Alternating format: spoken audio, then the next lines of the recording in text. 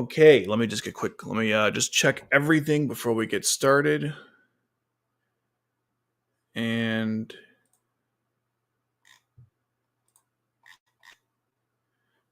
oh shit. Oh no. Well, maybe it'll be okay. Maybe it'll be okay. I forgot to do something on here. There's always something. Hopefully it's okay. Well, we'll find out. If there's problems in the stream, let me know. But it should be okay. I normally have my latency is usually really low, but it should be fine.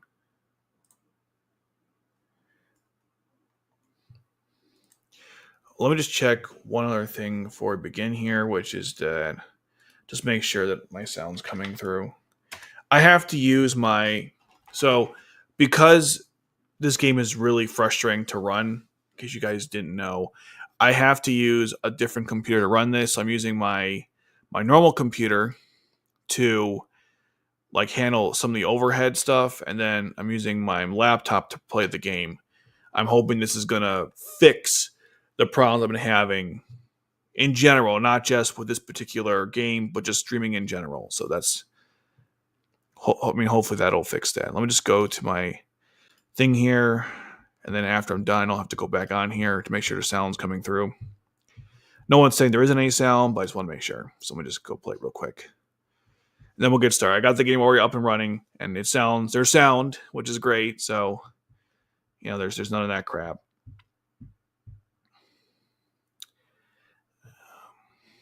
Can we please get to the stream? Okay. Okay, good. There's sound. That's all I wanted to know. All right. So now what I'm going to do is I'm going to go into the game itself. So I got everything. Sorry, wrong mouse. So I got everything monitoring. I'm here. Okay. We're good. I'm good. All right. Awesome. So I'll manage the chat here, and I will manage the game here. Oh, my laptop's running out of power. Okay. One last thing we get started. I promise. And this time, like I said, there's not going to be any issues with the game crashing. I mean, if there are, then the story mode is fucked. But I'm pretty sure it's not.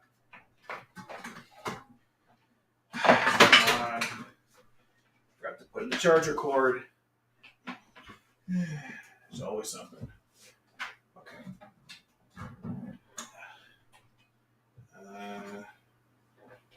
Now, can I extend it this far, or is it going to give me a problem? Yeah, it's going to give me a problem. Okay, this is super annoying, but whatever. Okay, so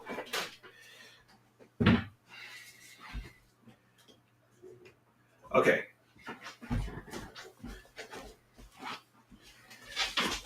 Okay, everything is now good to go.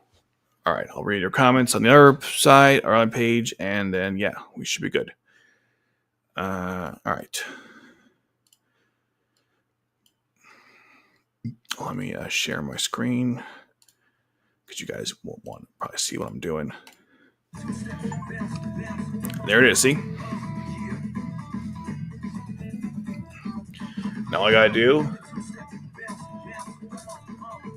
is just I want just some screen recording for my own for video purposes. Okay, so here we go.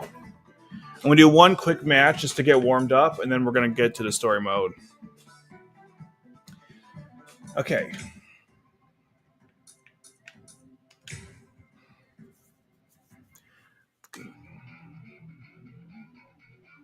Okay, let's see.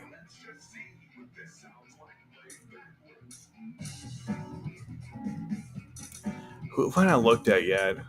I've used basically everyone so far. Oh, Shinsui, what's he have? Oh, that's not much. So Asagi, I've not used him yet. Alright, where's Asagi? And I'll fight against... who's he never fought before? That's always fun. Just some random...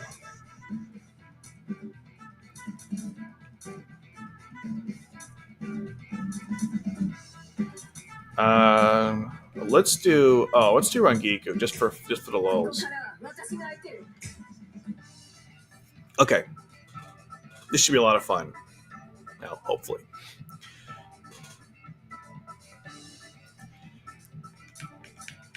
But Ryan, it doesn't crash anymore. See, we're up and at it. Also, I'm playing sub, not dubbed, because I can't stand the dub voices. Let's go. Let me see how it's looking on the PC here.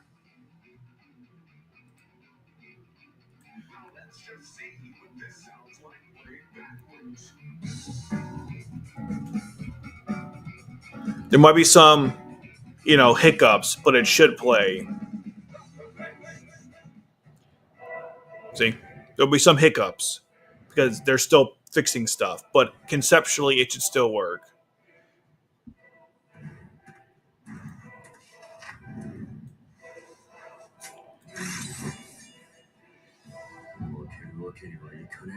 Looks like it's a little glitchy on this end here.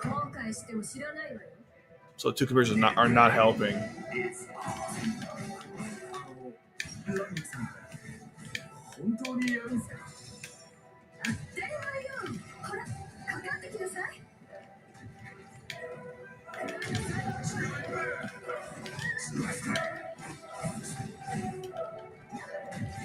Shit.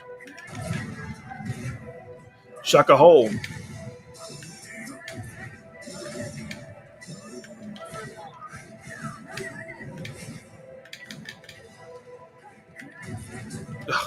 Will you stop with the projectiles? Holy crap.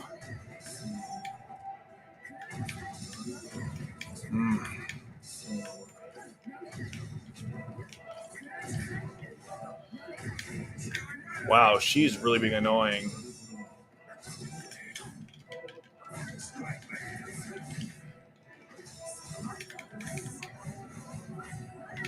Well, fuck me. Here comes the,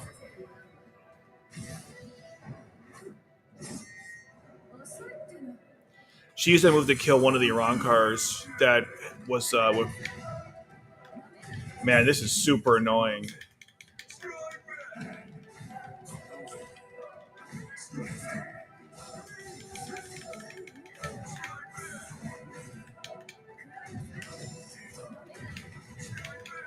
Wow, she's really annoying. Oh, we're gonna play this game, huh? Alright, fine.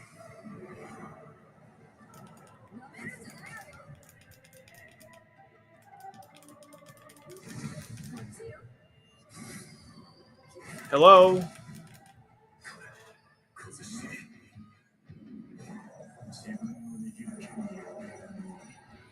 Man, it's really lagging.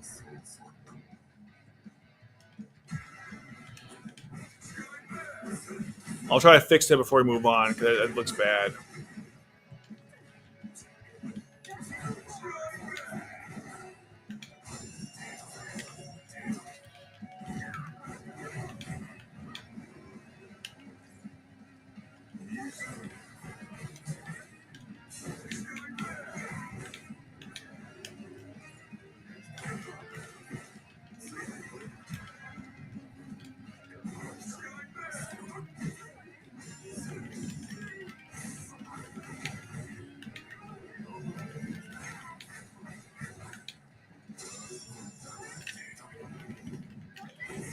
Wow, I really suck with Shuhei. Jesus Christ.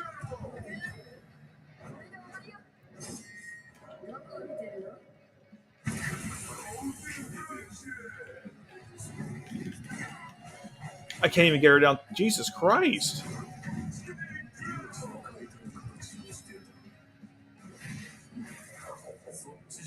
I did a warm up because holy crap.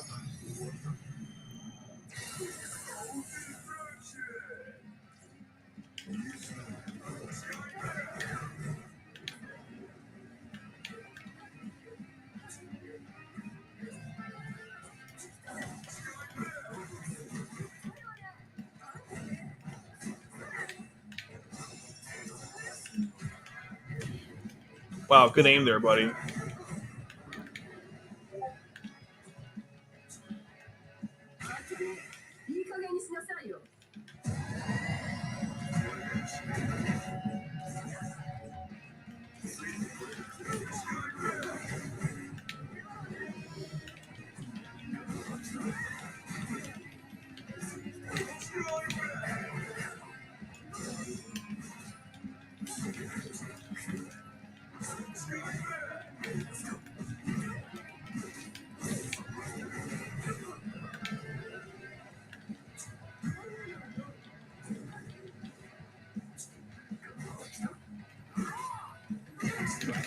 I'm just like, I'm not even sure what I'm supposed to be doing with Usagi, actually.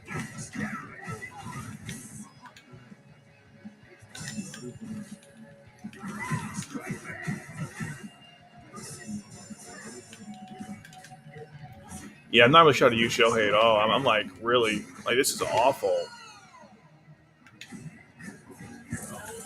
Yeah, this is bad.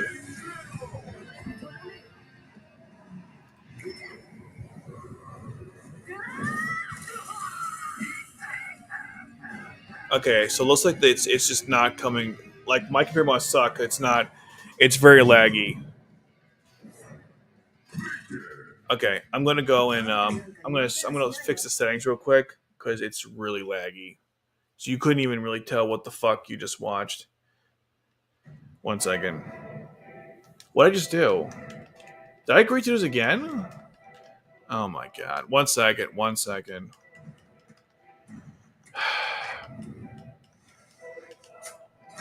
I gotta lower the quality on this line. It's hard. It's too glitchy. I wish you could skip these. I'm not really sure how to skip like the intros like that. It's really frustrating. One second. Let me just skip that and go back into the. Yeah, I can do full screen, but I can't do it on here, which is super frustrating. So I have to lower the quality. It's such shit. So we'll have to do window, and let's see.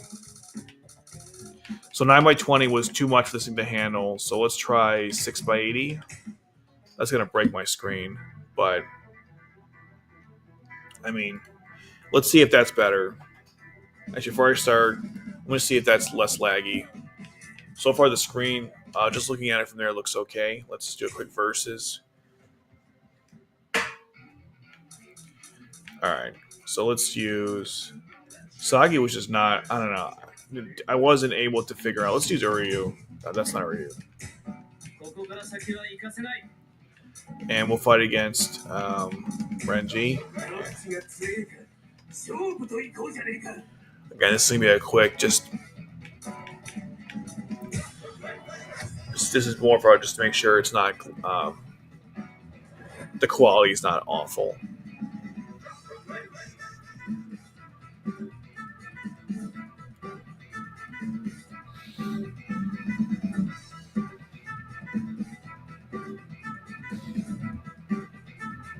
Just crazy. I think it's on low performance too, so I'm not even sure what the hell's going on right now.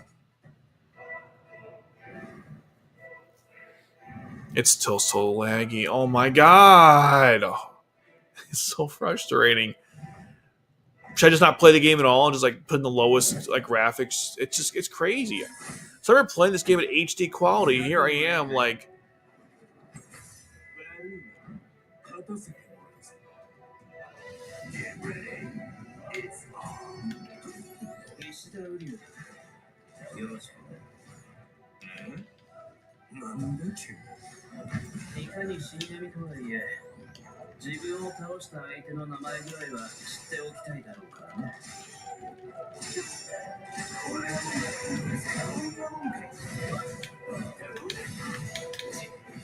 those looks a little better.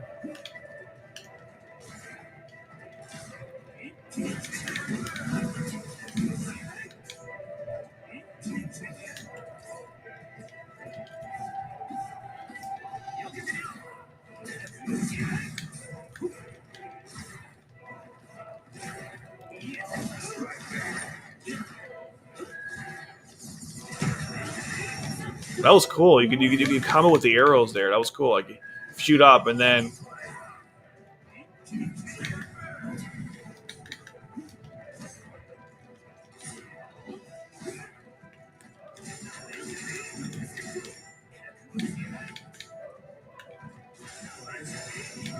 it's still a little laggy.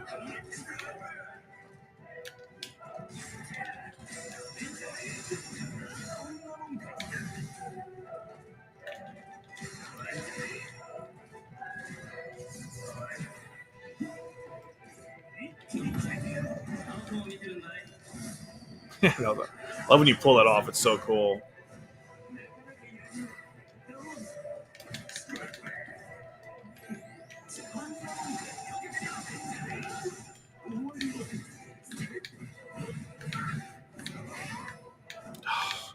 How am I losing when I'm the one doing most of the damage? It's funny.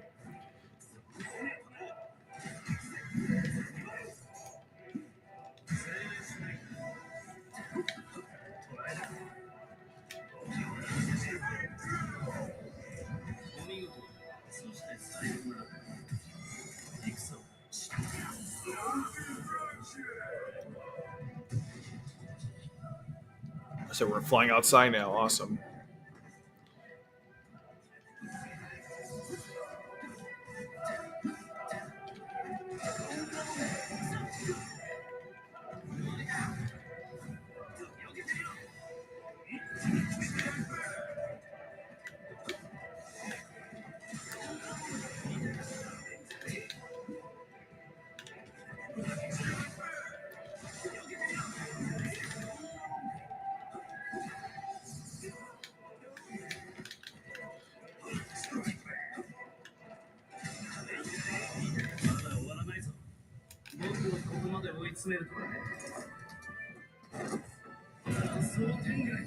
Then I have to just change.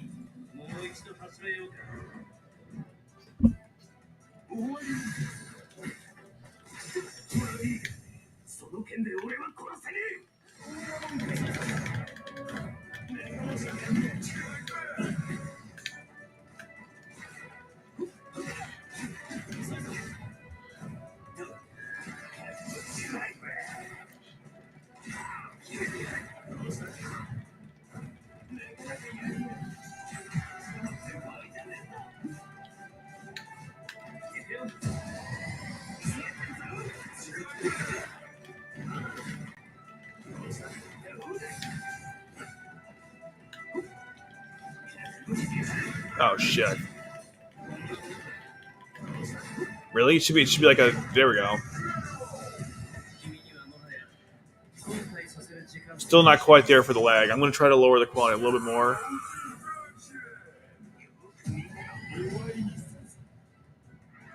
This is not good.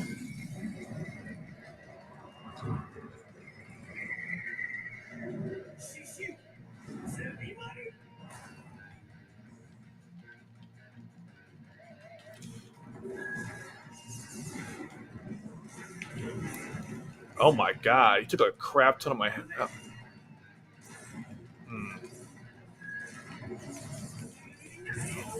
Wow, I should have seen that one coming.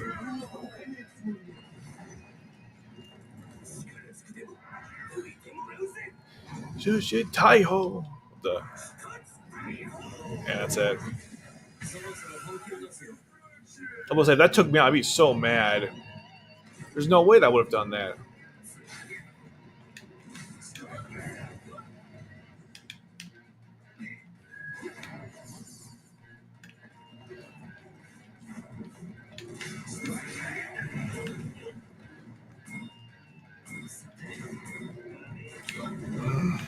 I just keep taking it. I'm not like.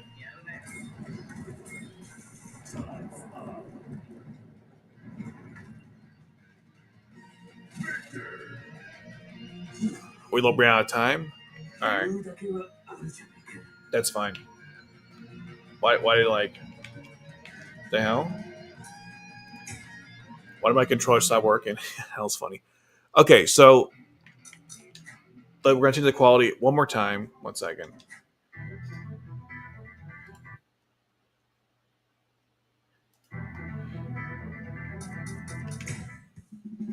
Let's try it again. Let's do. I mean, I'll keep going until it's good, but not to the point where it's like not even worth it anymore. Because now, and also one other thing too, we should probably check. It should be performance based. Like everything should be low. So we got small screen, and I have low performance. Okay.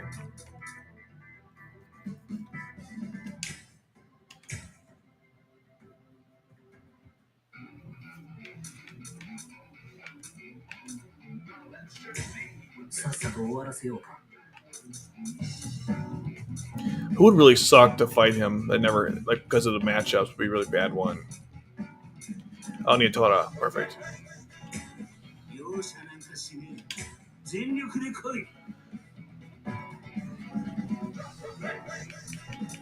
Okay.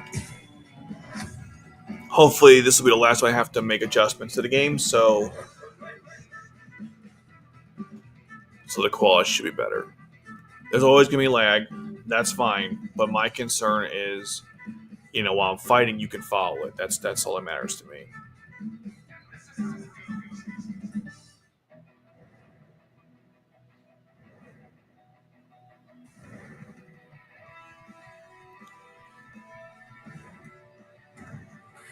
Looks like it's pretty good. Yeah, this seems to be pretty good. It's not perfect, but at least.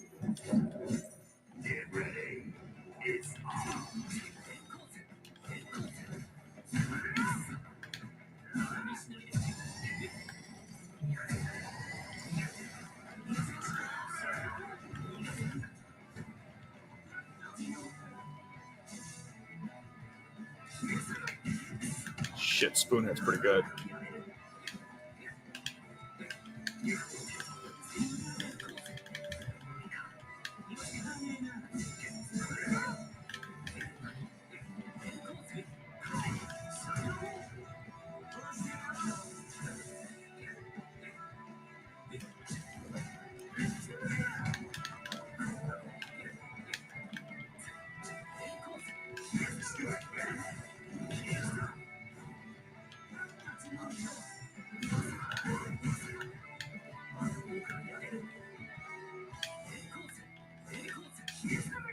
Shit, he hits like a truck. Oh my god, okay.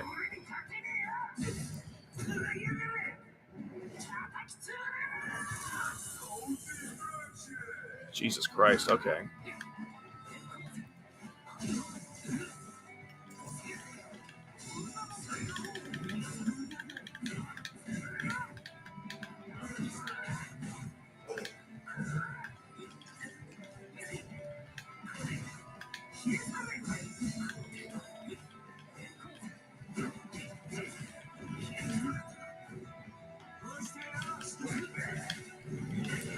Oh, I see. It's like almost like a reversal move.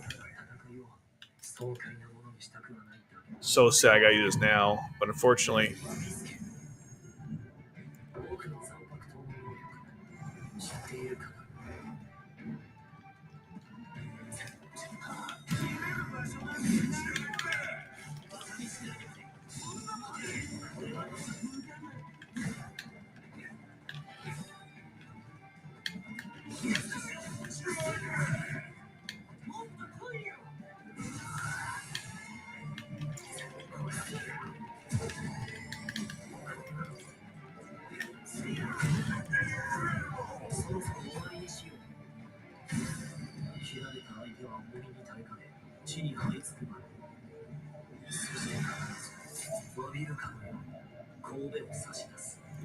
And nice. Only 2 off him? Oh, that was lame. Crap.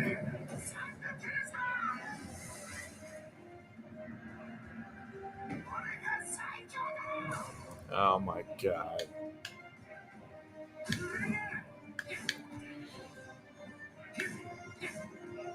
Shit.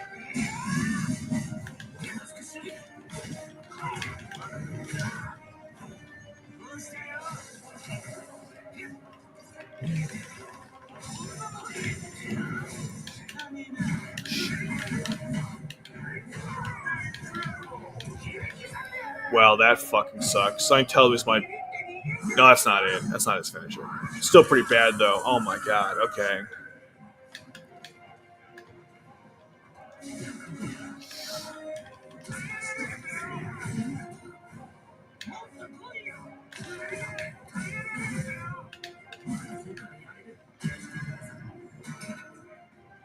Oh, I can hit him.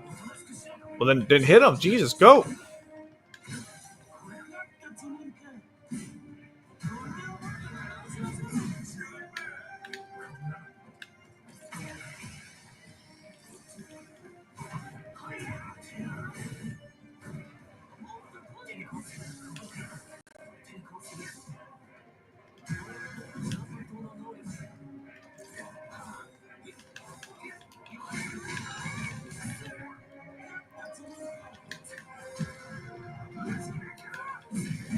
Oh my god. These oh jeez, that was the tongue Sero.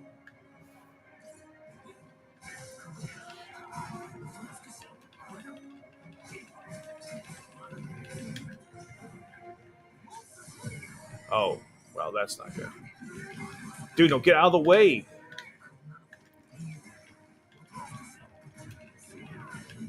There we go. Oh, he got. Oh, that makes sense because his hero. Yeah, that was the way it would take harder to take him down. That's very accurate to the story. That's pretty good detail there.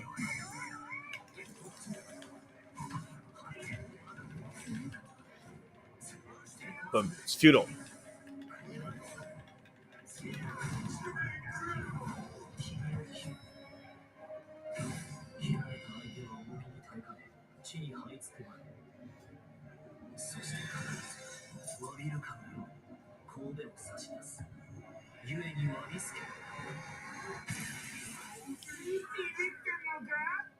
Man, that's like I tickled him.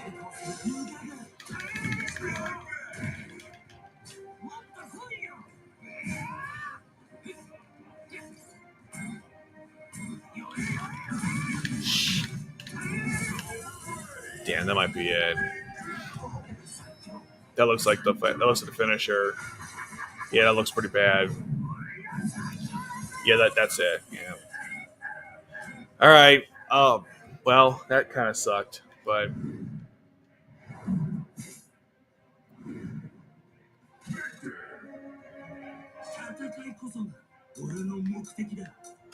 as you can see, I'm still very fresh or green with this game.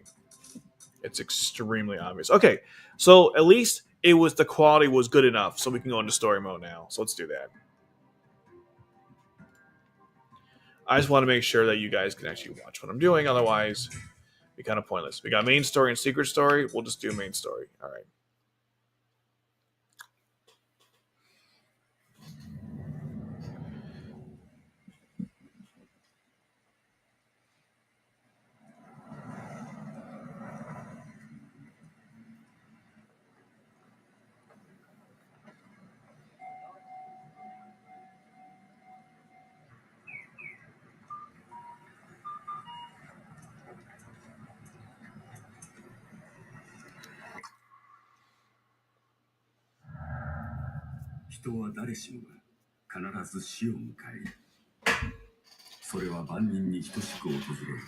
Well, we're starting pretty hard by Aizen telling us we're all going to die one day.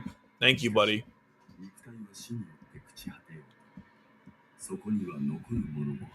Well, there you go. The soul. Ooh.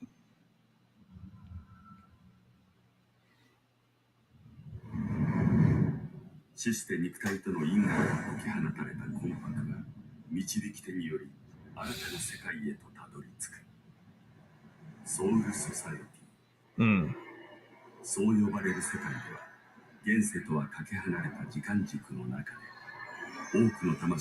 Just a pretty cool animation.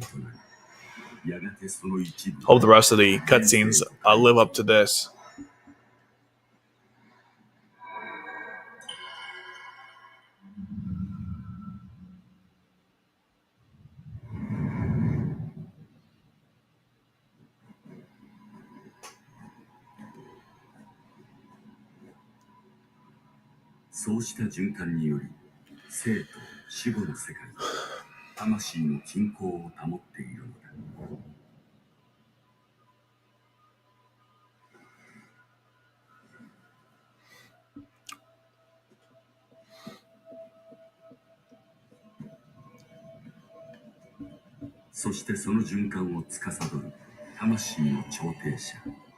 And there were some that caused the imbalance.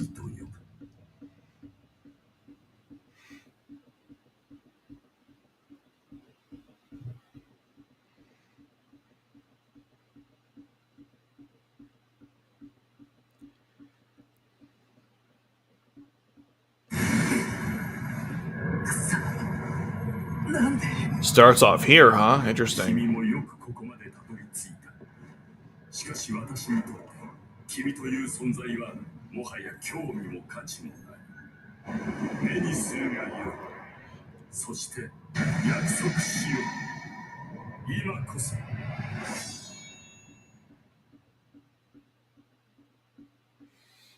How's that about? Like Aizen's wet dream or something? Because I'm pretty sure that's not how that battle went.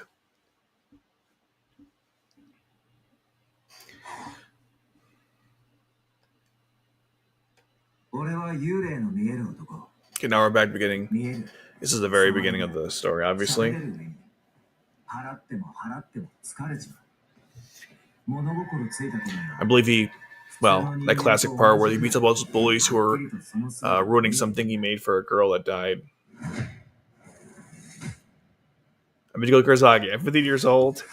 That's from the show had that intro. Is pretty cool, and of course the manga.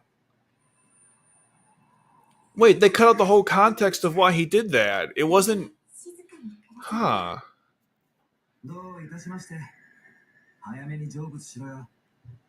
Okay. That looked kind of weird because you don't see like why he beat up the bullies. And there's a lot of context missing here that you wouldn't get it. Oh, okay. I guess they're skipping around because they have to. I don't know. I don't like that.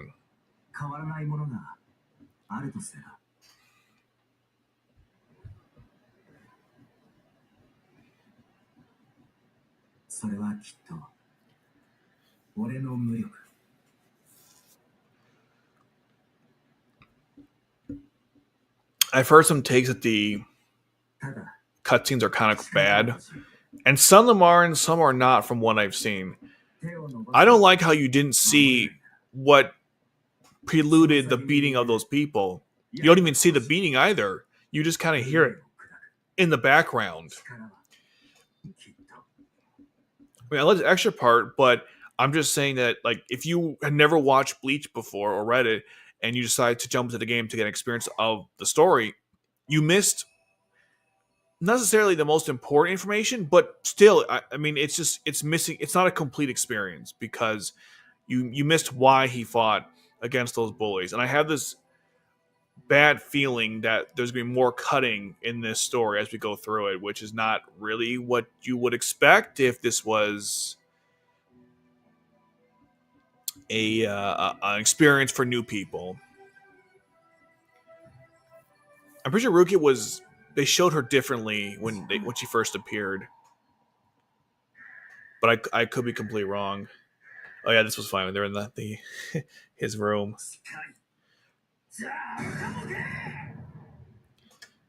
She's like, "What are you doing? You could see me? Yes, I can see you."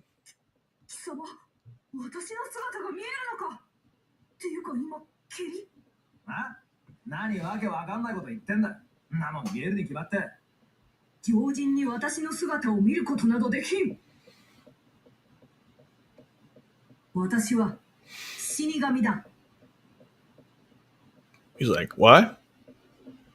You heard me, Soul Reaper." なるほどな。つまりあんたは死神でソウルソサイティとかいうところからはるばる悪霊退治にやってきたってわけか。よし、信じよう。なるかもけ。貴様、幽霊が見えるくせに死神の存在は信じるというのか。Man, this scene also it was much different. Like there was more comedic element to it, and here it's a lot of lost in translation here. I've only played through a few games, anime fighting games that have a story mode. So I've gone through one of the older Dragon Ball games, and I've gone through Naruto Ultimate Ninja Storm 4. I don't recall it cutting this much stuff out. But maybe I didn't know this because I'm more intimate knowledge of Bleach compared to Naruto and Dragon Ball Z. I've watched Bleach way more. I think I've watched Bleach way more.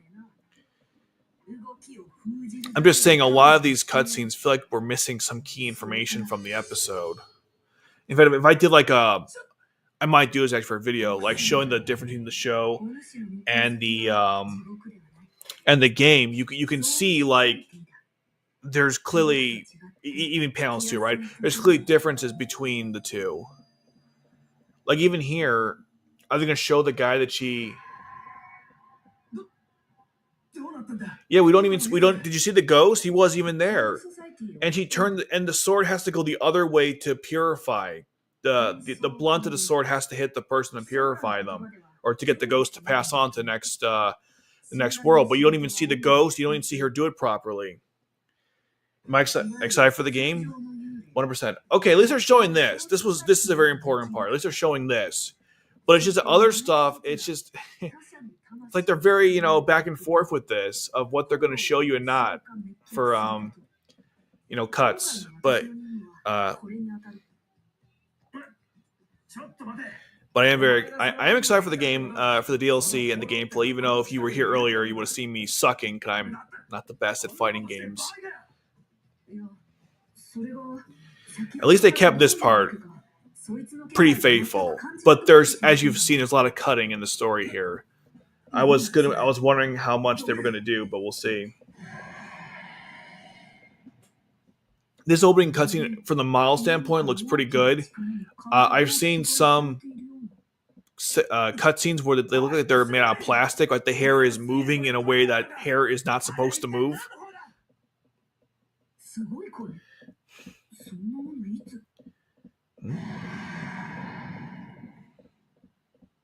That looks okay.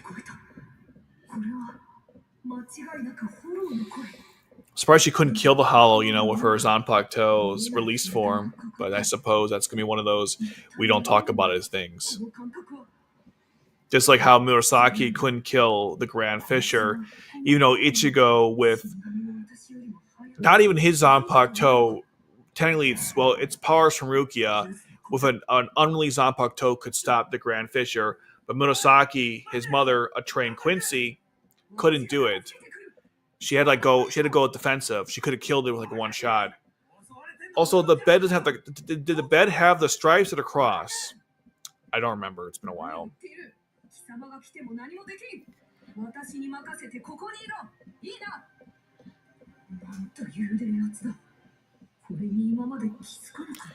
Aizen screwed you over because you have the Hogyoku inside of you.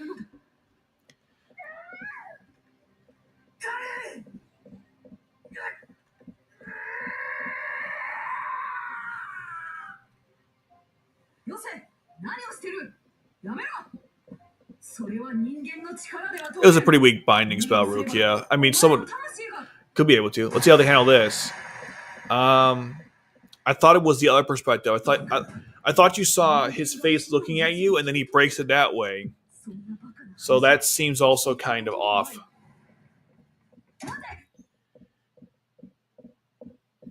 No. You're hold on. Let me just rephrase. Let me just. I want to. No, I want to showcase this comment real quick. I guess I can do it here. Can I? Why can't I showcase the comment? StreamYard, stop being annoying. No, I want to. So if I'm monitoring the other computer, I can't do this. This is so frustrating.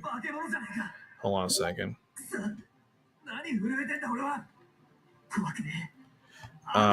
1 second. Yeah, I wanted to stress it real quick, just to clarify my issue, because you're right, but there's something that there's still a problem, and I want to just address it real quick, and then we'll get back to the story. Okay, so here's the thing, right? You're absolutely right. She lost her power, and that's why the Grand Fisher killed her. What I'm saying is, it never should have gone that far. She should have been able to eviscerate the Grand Fisher instantly. See, what I seen said was she went to put up like a barrier or something, or some kind of defensive shielding. And I'm saying, why didn't she just shoot it with one Quincy arrow, and that should be the end of it? If Ichigo in his base level, with an unreleased Zanpakuto, using powers that are not even his, so he's borrowing powers, was able to hold the Grand Fisher at bay, why couldn't Murasaki immediately kill it with one arrow? She took out a Vasta Lorda Hollow. She took herself out in the process, but she was able to take out one of those with her arrows. The Grand Fisher is one of the weakest hollows. Well, one of the weakest hollows in the entire story, and yet she couldn't like instantly eviscerated. Why would my point is why would she go on the defensive against a weak Howl like that? I understand if it was one of the higher levels like a Giliana Tuchis or a Vasta Lorda, but the Grand Fish is pretty low on the totem pole. So that's my point. It never should have gone to the point where the thing could have gotten close to her and she lost her powers thanks to Juno Baja. That's the point I'm trying to make. Not that there was explanation given, but it just makes Murasaki seem like she was a really weak Quincy, and there's just no way. There's no way she couldn't have gone on the offensive and killed instantly. That's all I was trying to say.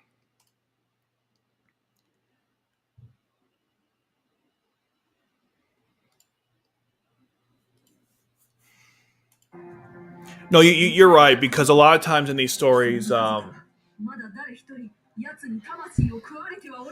no, you're probably right. Look, I'm sure there was retconning in the story, and there's a lot of retconning in Bleach.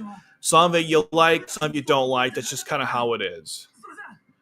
They probably didn't think she was that strong early on.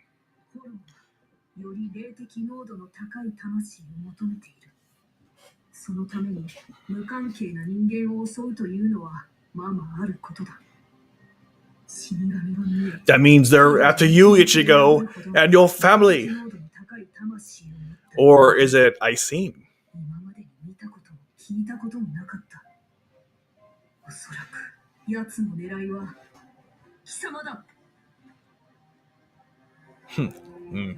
Bad expression there from Rukia.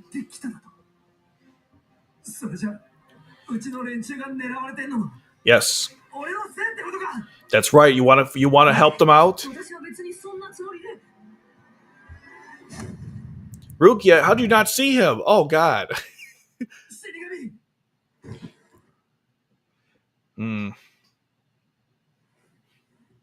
Yeah, watch out. She got blindsided there.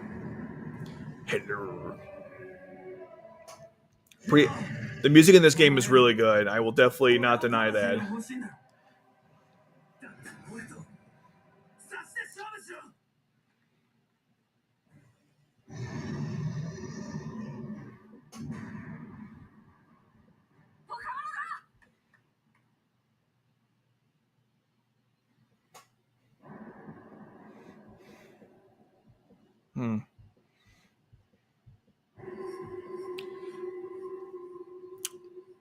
Rukia, that wasn't the smartest thing to do there. You probably could have pushed him out of the way, and not everyone had to get hurt.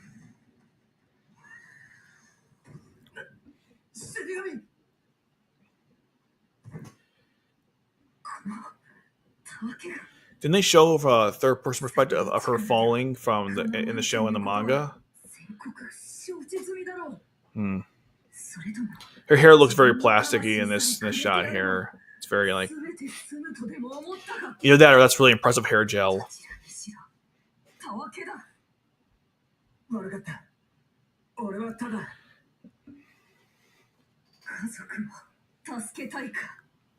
Yes. Become the Shinigami. Present him the sword. I remember showing this show to some friends when I was like 19 years old. So we're talking like over 10 years. And they laughed their ass off because I'm not going to lie, the dub was kind of corny because she's like, I got to take my sword and I must, stab into the region of your heart or something like that. And they thought it was absolutely insane. They were kind of trolls anyways. We were all 19 back then, so I guess we all were trolls. But they thought the whole thing was silly because they were thinking, they kept asking like, why do you like Bleach so much? I was like, well, let me show you this episode. And they're like, fine, but we want to watch the English dub. And I was thinking, all right, guys, but don't make any like jokes. And boy, did they.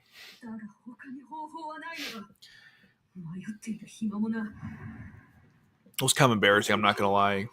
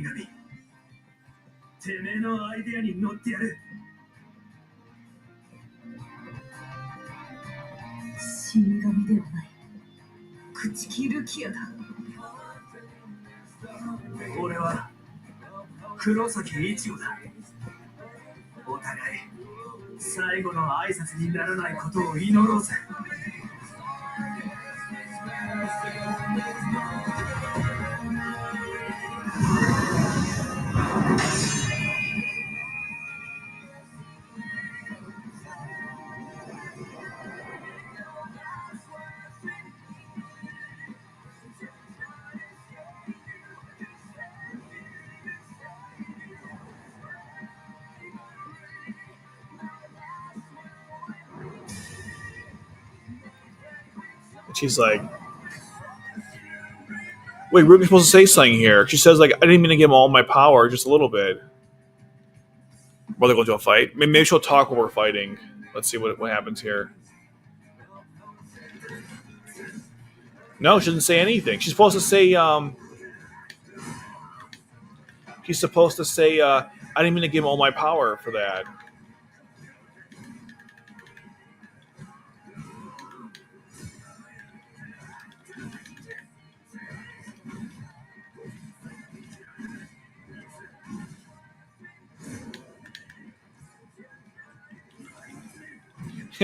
He's going to use flash step. He didn't even know it back then.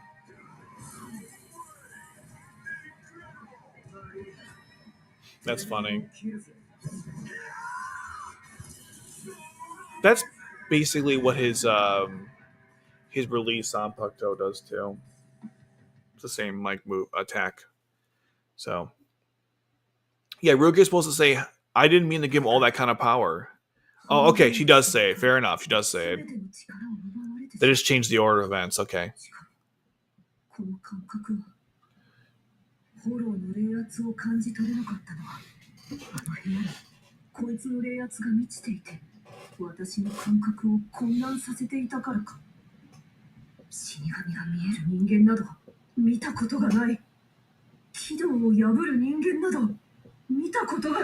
Maybe because Ichigo's not a normal human.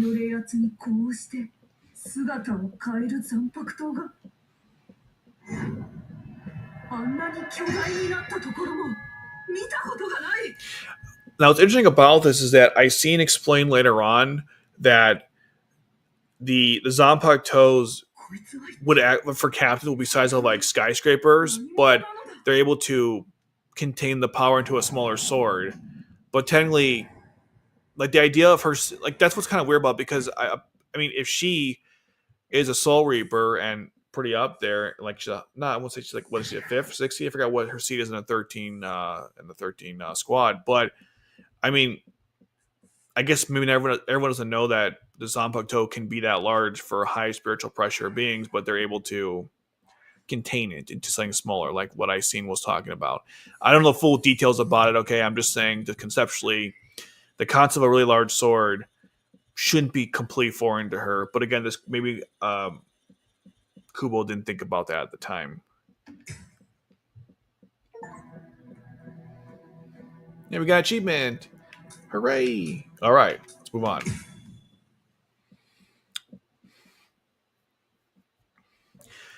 So far, the story, like obviously the story itself is fine, but I feel like some of the cuts are not ideal because they're constantly like skipping stuff out or ruining stuff, which is kind of frustrating. I mean, look, we're showing Cone, which means we skipped everything when he came into the story and how they found him with the mod soul and all that stuff. So if we see Cone, we just skipped like not a large amount of stuff, but a significant amount of stuff. So I'll say it again. I think I said it before. I'll say it again. If you've never watched Bleach, or let's say you've never experienced anything in Bleach, the manga or the anime, you should read the manga or watch the anime. I don't think this game can substitute the experience of experiencing the story. It can't substitute that experience. Yeah, I got one of those in my room. The shelves. I have one of those. See, it's right here. I got one right here.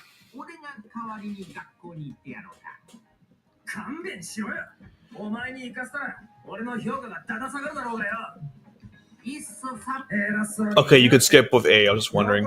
I'm not good anymore. I was curious how that worked for navigating the story.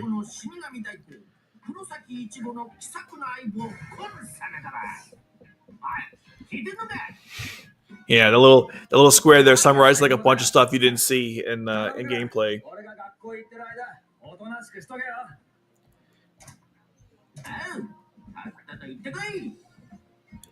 Are we gonna be the guy who goes ho ho ho with the what's his name, Don Kanoji?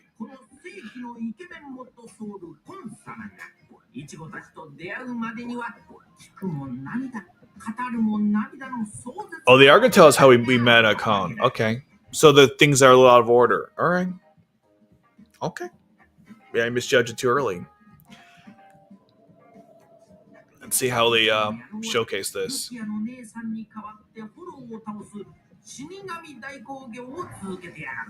All right. Oh, they're showing slides to summarize the last that happened. Okay, that's fine. I mean, you can't show every single thing, I suppose.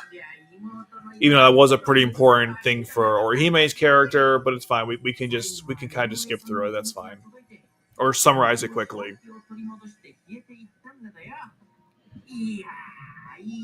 I mean, she literally thinks about what's it called? She thinks about that her brother's face when she go fights Grimjow. So that event definitely stayed with her for a long time.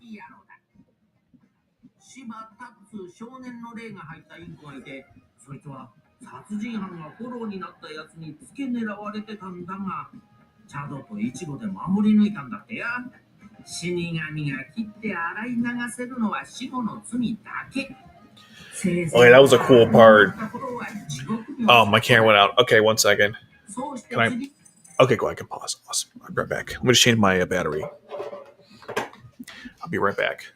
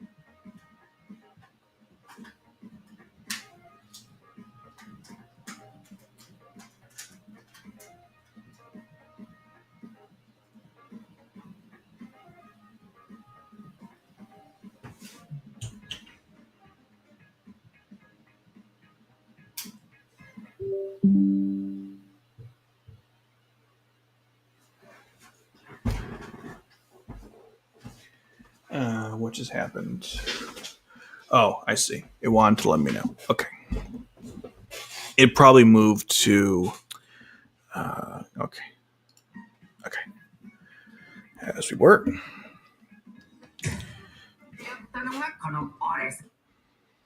Oh, did I skip it somehow? Oh, well.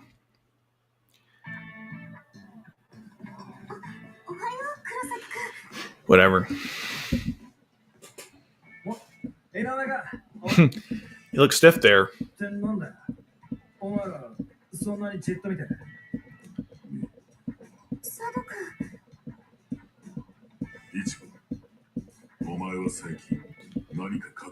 Yeah, where do I start?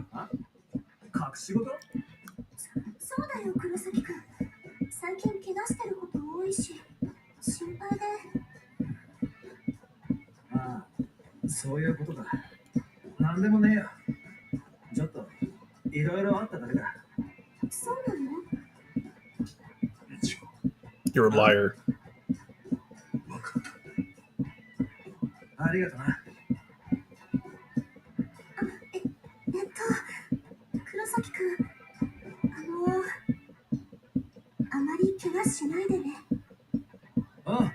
Thank you, na, Inoue.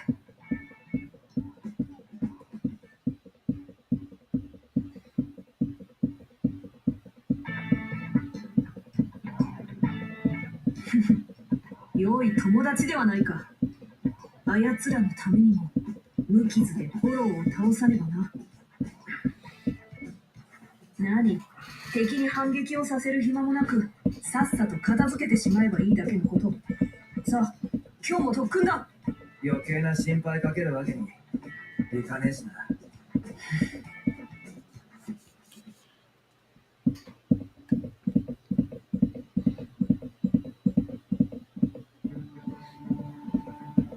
ぞビチコ、絶対に逃がすな。街中でも関係なしか。ほんと好き勝手しやがる。Or Rukia is running really funnily, like her. That was funny animation. So I can tell that wasn't intentional though. 分かってるよ。怪我すんなって言われたばっかだしな。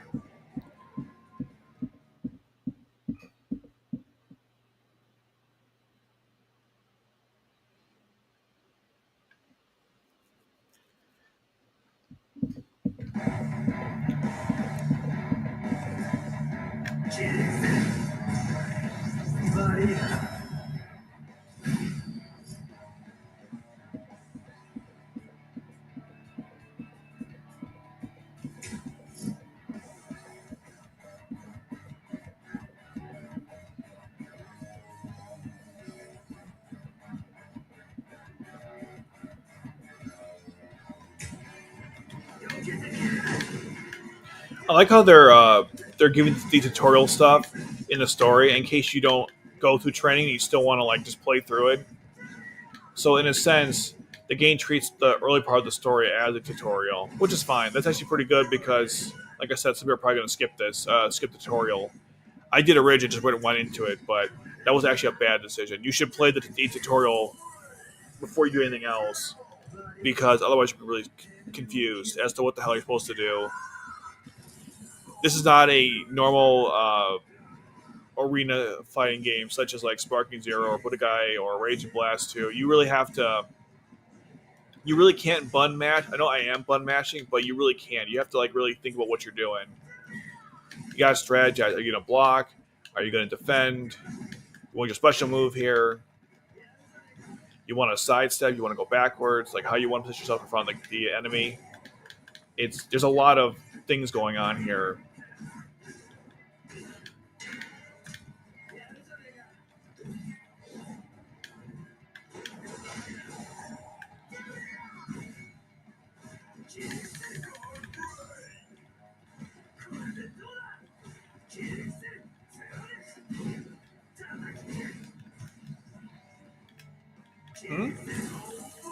That was weird.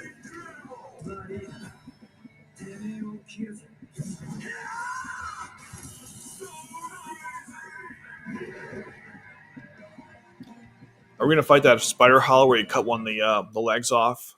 It was really one of those epic parts of this arc of this part of the story. The Substitute Soul Reaper arc feels very different compared to the rest of the story. Maybe because it's solely focused on just Ichigo finding hollows as opposed to every other part of the story where it's like much larger. I always felt that first arc it felt different than the rest of the story.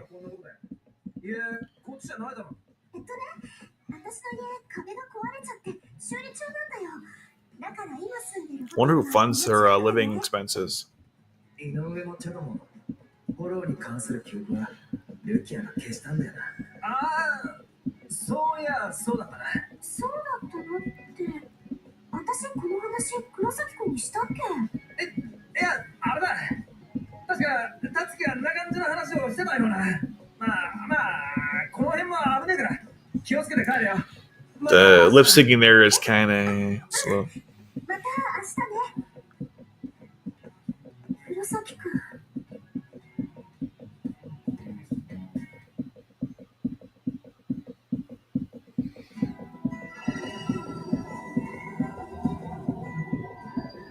なんだろう、もやもやする。お家の壁に穴が開いた夜、お相撲さんが鉄砲士にやってきた？ってそんなわけない。本当は何か違う。どこか懐かしい。でもとても怖いものが現れて、誰かが助けてくれた。たつきちゃんが言ってた。その時いたっていうパジャマ姿の女の子、それにもう一人の男の子、あれって黒崎くんだよね。I like these slideshow animations more than the 3D cutscenes. They seem more faithful to what happened and they're more stylized. 3 cutscenes. They're really hit and miss for me. Sometimes they're really good, and sometimes they're really kind of meh.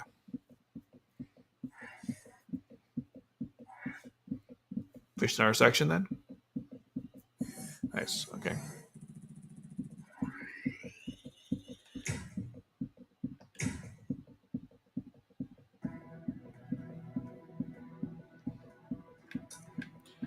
Can we see like the full? I guess not. Okay. Yeah, there's nothing here. All right.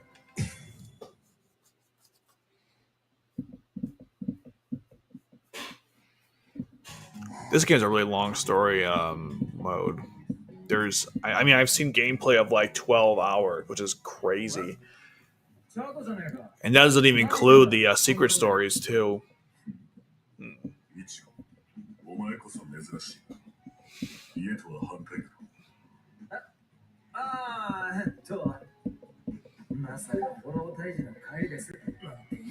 I can't tell him I killed some hollows.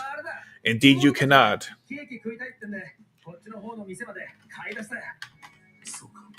So, 知り合いに話があった。その帰りだ。な、イチコ。なんだ。向こうだ。爆発のような音がしたよ。おい、大通りで事故だってよ。車がすっ飛んで横転してるって。事故か。大きいようだな。どうした、イチコ。いや、ただの事故なんかじゃねえ。一瞬感じたあれはフォローの冷圧だった。怪我人がいるかもしれん。俺は様子を見に行ってくる。 why are you putting your hand like this? You want me to go with you, buddy? It's funny. But this is out of your league, man.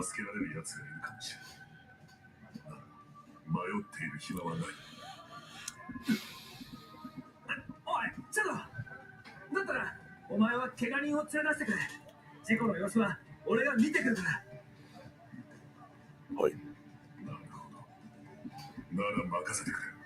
頼んだぜ、チャド。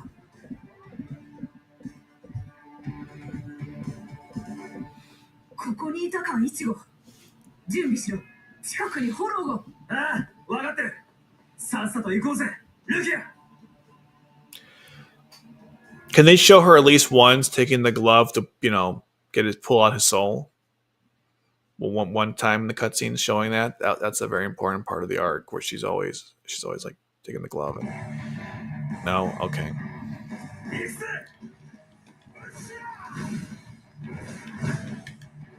Wait, I'm confused. Wasn't this the guy who went to hell? So are we recounting these events as Conan was talking about them, or are we playing in real time?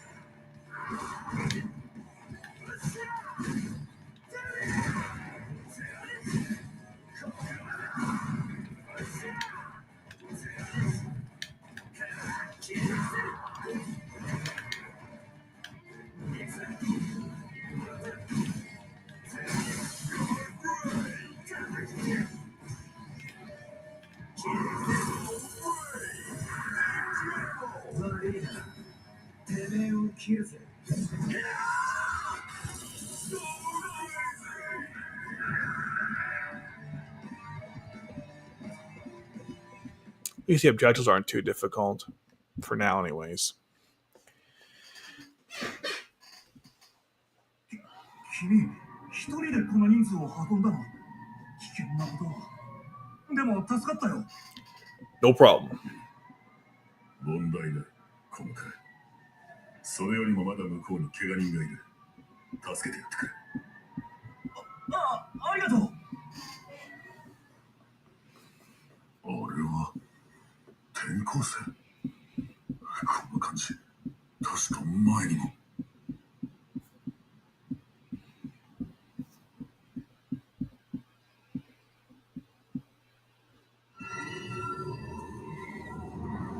ぼんやりと覚えている。喋るインコを預かったこと。柴田雄一。少年の魂がインコに取り付いていて、俺はそいつを守ろうと走り回っていた。いや、柴田雄一。インコに魂。何を言ってるんだ俺は。しかし、この記憶。俺は確かにイチゴに助けられた。だがあいつはなぜかそのことを隠している。さっきの態度もどこかおかしい。そもそも隠し事が得意なやつじゃない。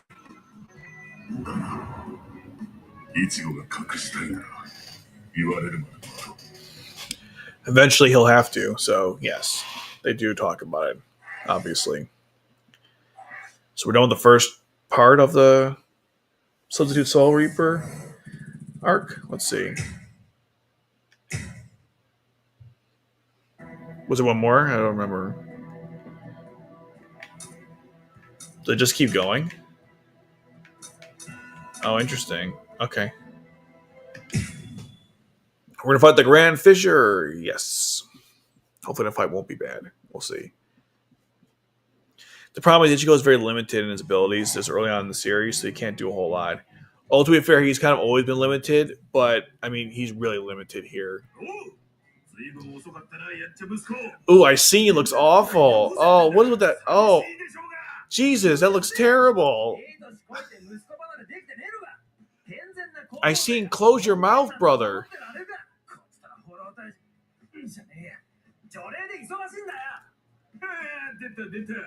Oh. Ooh. 羨まれるようなことじゃねえよ、バカ親父。いや、本心で言ってんだぜ。俺だって幽霊が見えて、もう一度マサキに会えたらって時々思うんだよ。あんなアホみてえな家張ってたら恥ずかしくて出てこれねえんじゃねえか。何を？俺が丹精込めて作り上げたスキスキマサキフォーエバー仏壇に何の文句が？そういうセンスに問題があるっつってんだ。まあいいや。会えなくても俺の愛は伝わってる。俺だけじゃねえ。ユズもカリンも、もちろんお前もマサキのこと大好きだってあいつも分かってるだろうよ。だからてめえも落ち込むんじゃねえぞ。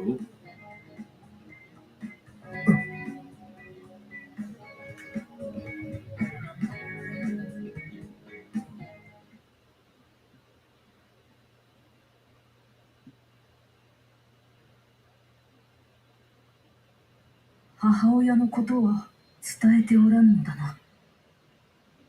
当たり前だ。おふくろはあの世で笑ってる。This dialogue's hilarious because you know the truth is not at all. It's not remotely accurate. He knows everything. It's really fun for them to talk about this in retrospect. 親父は知らねえんだよな。おふくろの魂はもう。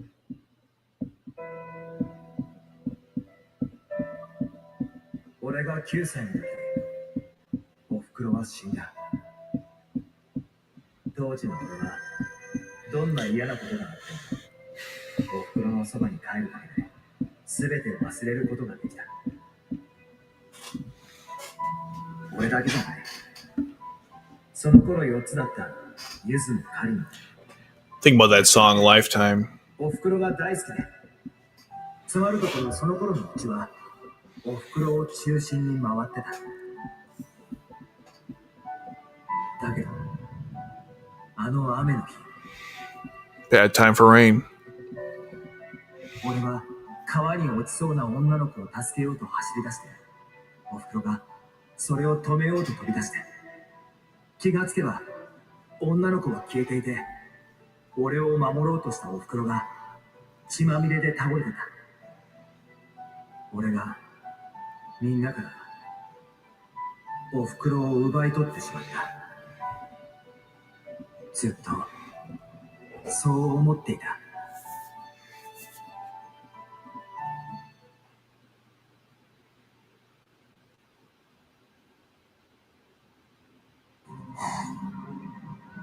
どういうことだ。てめえ、あの時川べりにいたやつだ。6年前だ。それがどうしてここにいる。どうしてモロンと一緒にいるんだよ。6年前か。そんな昔のことは覚えておらんが。なるほど。お前がわしを見たことがあるんだな。Is this really fun in the anime? I thought in the story, I thought they fought somewhere else. Was it in the park? I don't remember. Honestly, I don't remember where they fought. I thought it was by the river, but that could just be from. どれも外れだ小僧。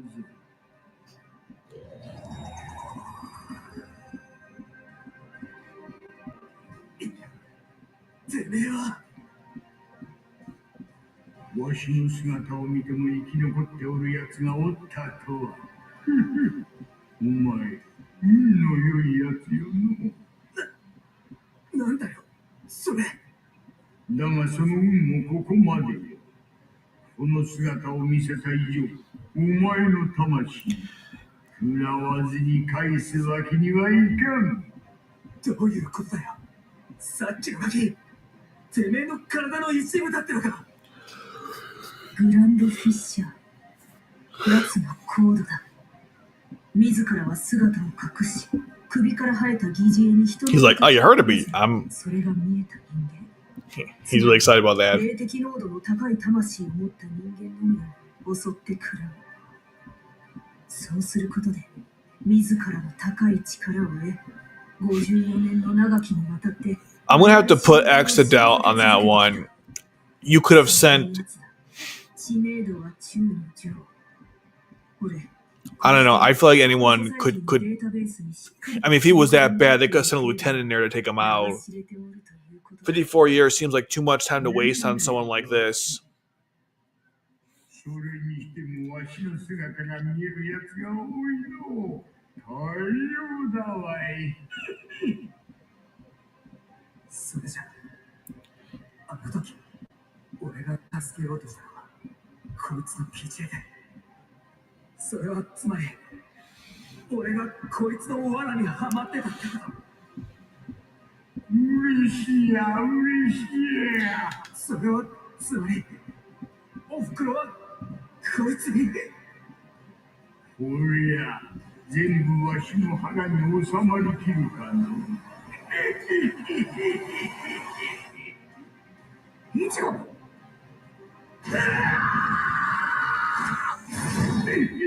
青いの小僧。じゃ以上。次回せよロンダニーニの黒犬。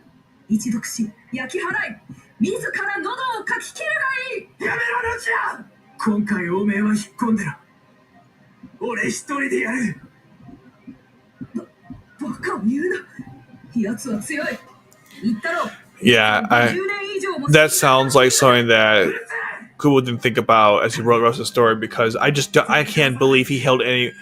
I mean, if it was really that bad, you could have sent lieutenants in there and this would have been solved 10 minutes. No, maybe 3 minutes. Seconds even, honestly. I really can't believe that 54 years. I forgot about that detail.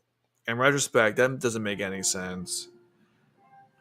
どうした小僧。そうして逃げておるだけではこのわしを傷つけることなどできるぞ。こいつ今までのやつらとは格が違う。だけど負けねえ。こいつはおふくろを殺したやつだ。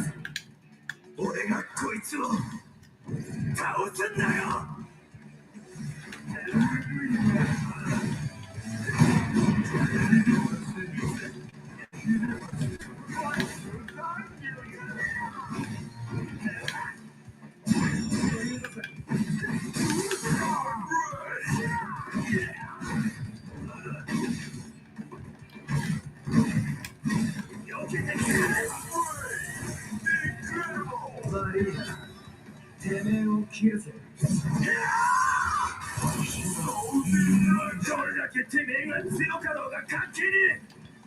今まで積んできた経験全部ぶつけてその面ぶった切ってやる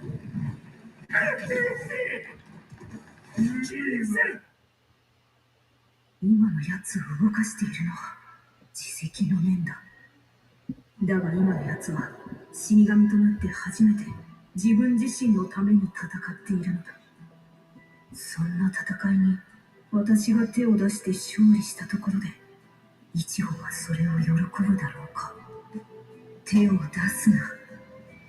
私が手を出して勝利したところで一穂は決してそれを喜びはしない。I mean, he did tell you to stay out for a reason, right? そしてそれ以上に誇りはどうなる。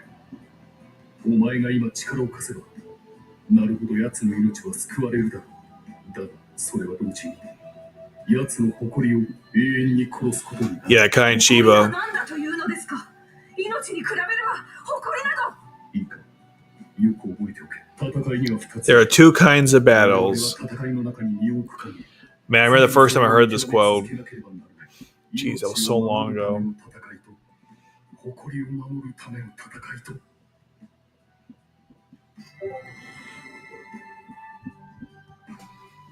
そうだ。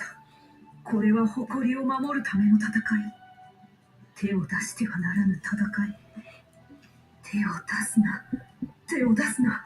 手を出すな。手を出すな。手を出すな。死ぬな。一号。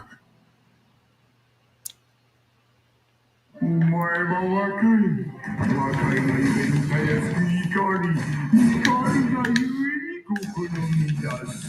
So you can't like boss rush just with a stronger character later on. How cool would that be? You know, come back here with like a much stronger character. そして真打をしよう。お前はわしが出会った中で最も若く、最も短慮で、そして最も弱い死神だった。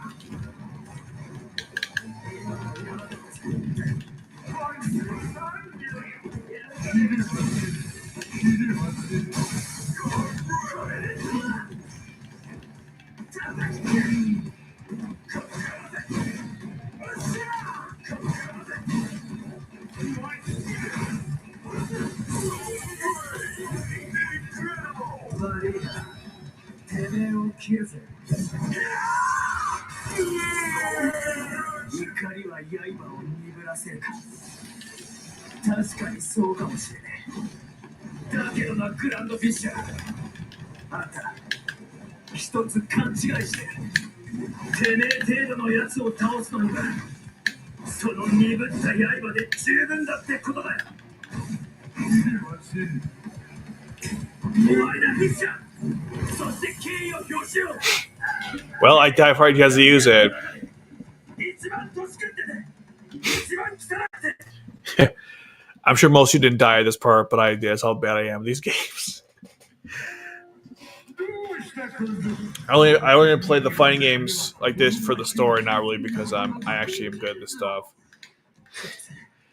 I don't know what it is. Either I don't have the right reflexes, or I don't know. I'm just not good. I'm great at RPGs. I'm good at first-person shooters, but I'm just not good at fighting games.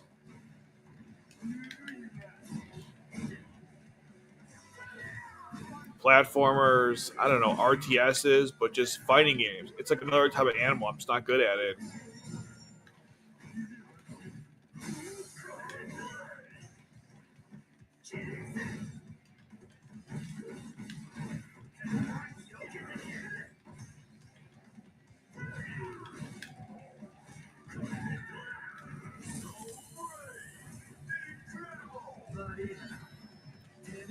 切るぜ。どれだけてめえが強かろうが関係ねえ。今まで積んできた経験全部ぶつけて、その面ぶった切ってやる。これでどうだ。今のやつが捨てる。お前、いただいいよ。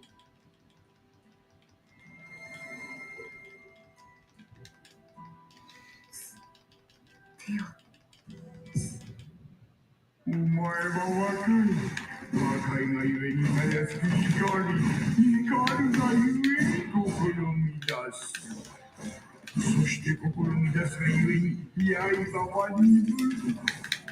終わりだこいつ。そして剣に Oh my god! お前はわしが出会った中で最も若く、最も短慮で、そして最も弱い死神だった。悪いな。 The hell? I used it on him. Okay. That was weird. Did I just use the attack and it didn't go through? 光は刃を鈍らせるか。確かにそうかもしれねえ。だけどな、グランドフィッシャー。あんた、一つ勘違いしてる。てめえ程度のやつを倒すのには、その握った刃で十分だってことだよ。終わりだ、フィッシャー。そして敬意を表しよう。てめえは俺が出会った中で一番年食ってて、一番汚くて、そして一番勘に触る炎だったぜ。今の俺は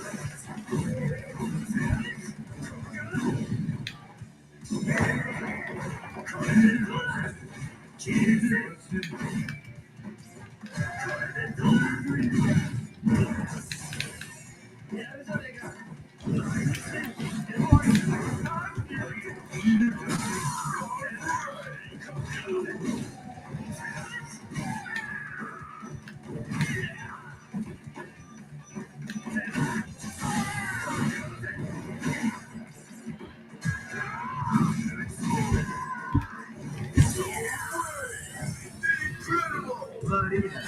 This it? Let's see.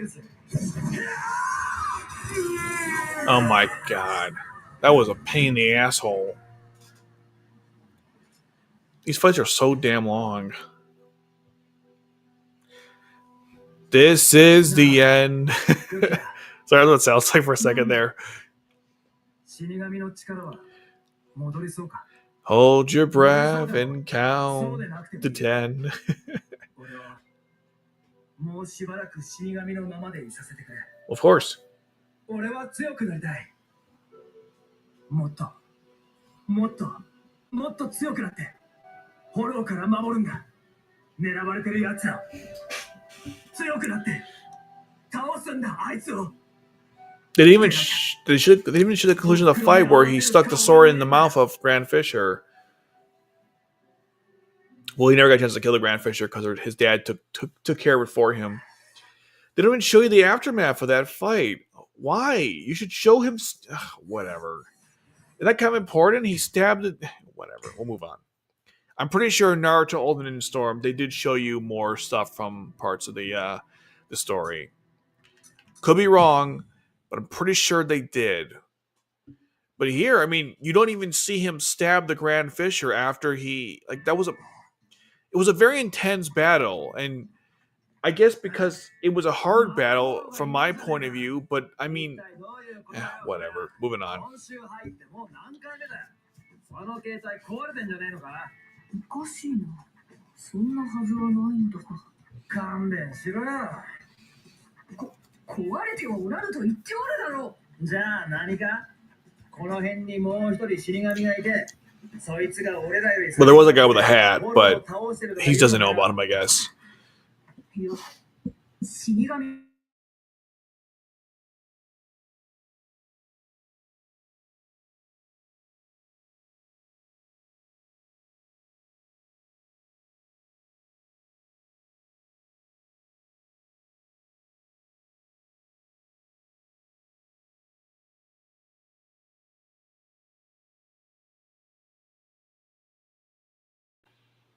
Okay. My mic turned off, so I had to go and. またフォローはいなかったじゃねえかよ。いい加減ほんとどうにかしろよ。私のせいだというのか？私は伝令新規に入る指令のままを貴様に伝えておるのだ。だからそいつを早く直せっての。仲間割れかい？みっともないな。こんばんは。黒崎くん、朽木さん。 Wow, this is 誰だお前。 foreshadowing for the next arc, for the Thousand Year Blower arc when they become enemies. 俺らの名前知って。黒崎くん、君は霊が見えるんだよね。何言ってんだ。そんなもん見えるわけ。新しいフォローが来たね。本当に来た。指令だ。どっちだ。あっちだよ。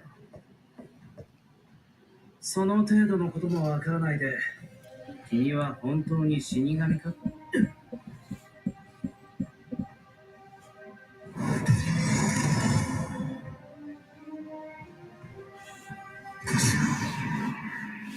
反応が消えた。なんなんだお前。石田雨竜、クイーン氏、 Greenji. 死神を憎む。なんだと。わからないかい、黒崎一護。こう言っているんだ。 Or enemy. 君を憎む。 Yeah. I hate you. Well, understandable, even though you go ahead and undo anything, but sure. That's how this usually goes now.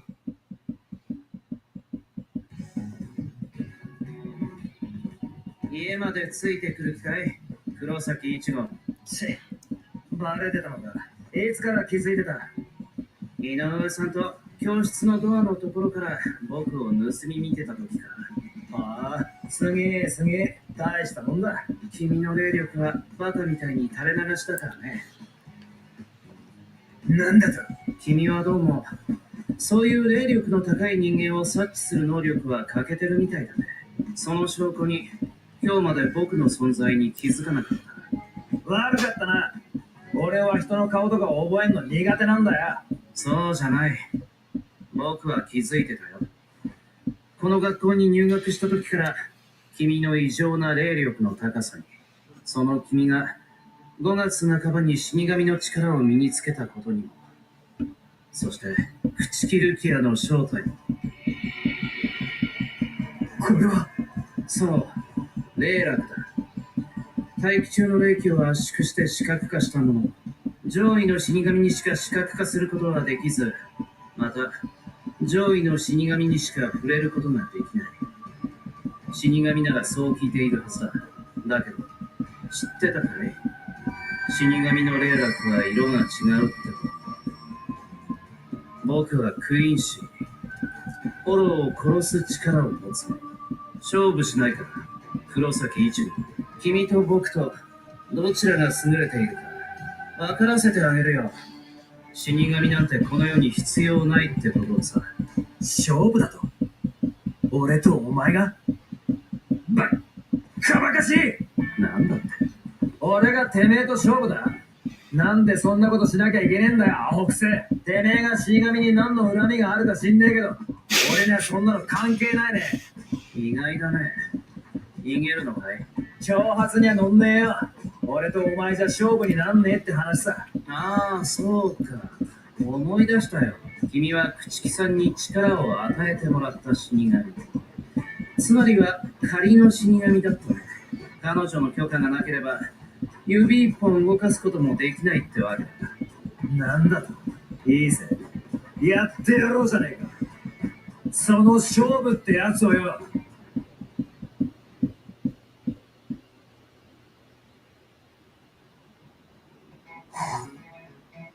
昨日のやつはおそらく近いうちに再び接触を図ってくるだろう。もしかしたら貴様も死神化せねばならぬ事態も起こるやもしれん。その時のために持っていけ。間違ってなかったってわけだ。ルキアの読みは。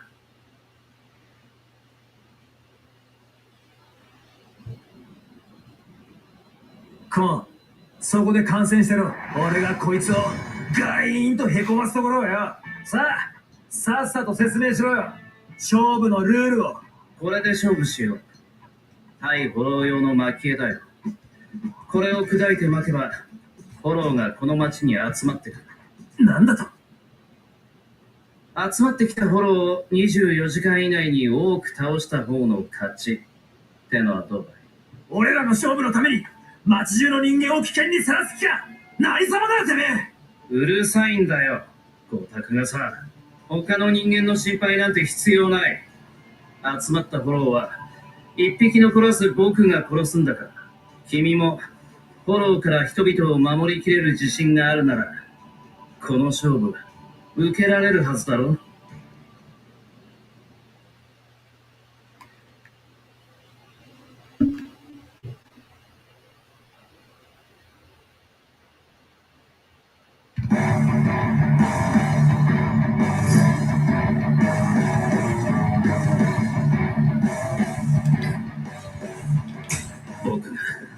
Uri was fun to use.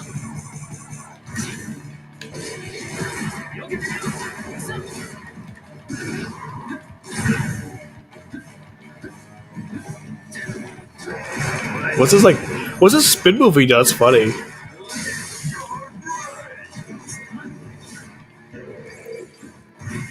It's funny. Yeah, this right here. Woo! You turn right out. You turn right out. I can't wait to use Lisa the Ray again. Oh shit.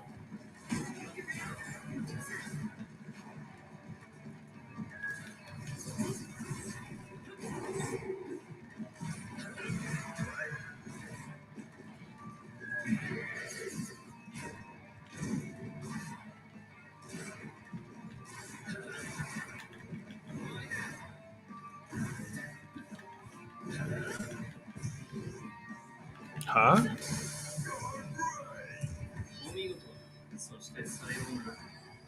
Huh? Well, that was weird.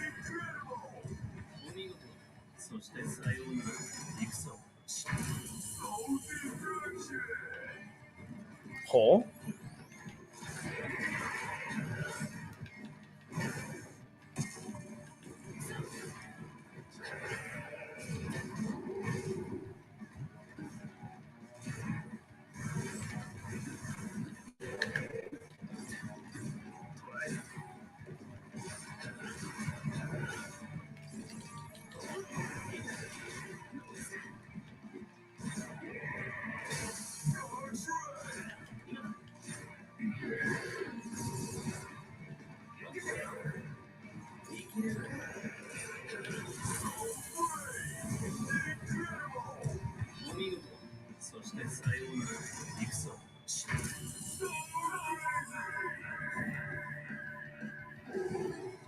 All right, Ichigo's turn now.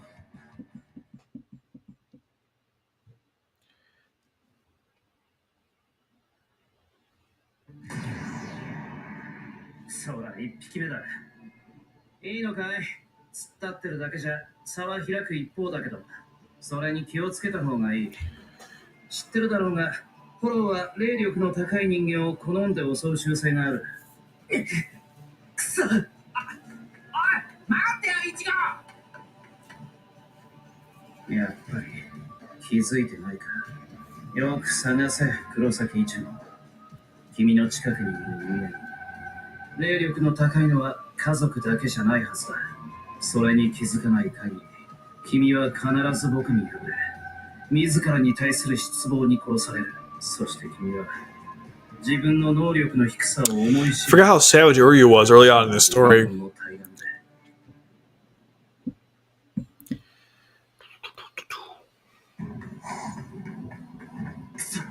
この時間だ。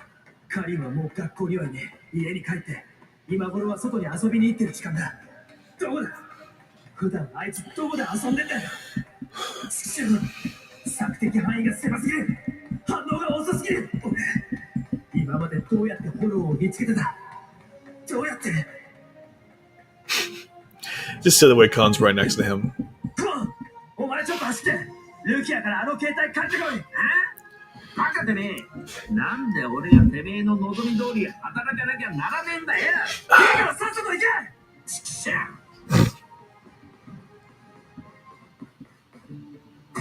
7匹、8匹、9、10、11匹。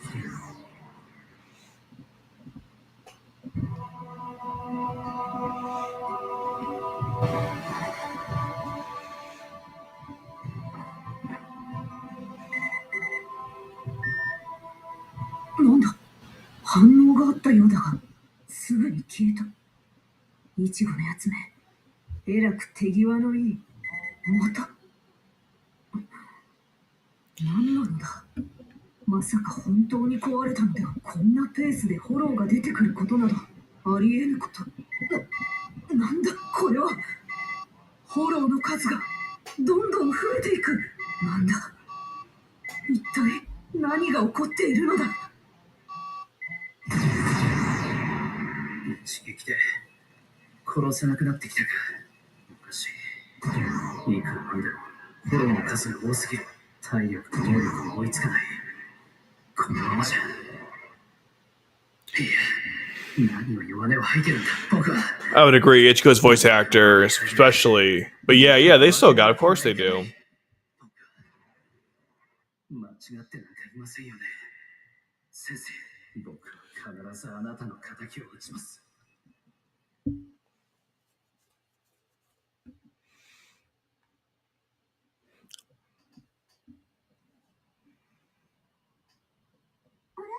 佐渡くん、おはよう。って、ここどこ？学校じゃないよね。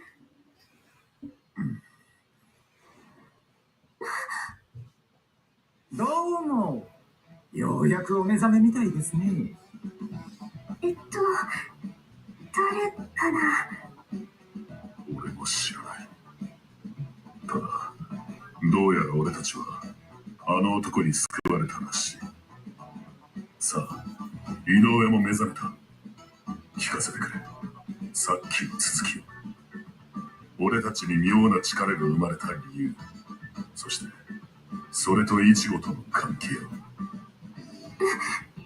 黒崎くんが何って。わかりました。でもその前に思い出してみてください。あなたたちが何と出会い、どうやって戦ったのかを。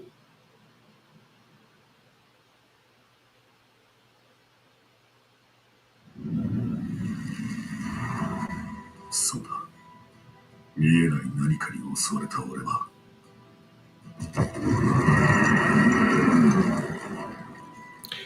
It sure is jumping around, huh? イチゴの妹や子供たちを守ろうと必死になってる。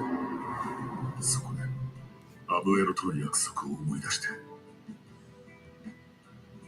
分かってる、アブエロ。俺の拳のでかいのは傷つけるためじゃないってこと。俺の体のでかいのは守るためだってこと。みんな分かってる。だから少しだけ俺に力を貸してくれよ。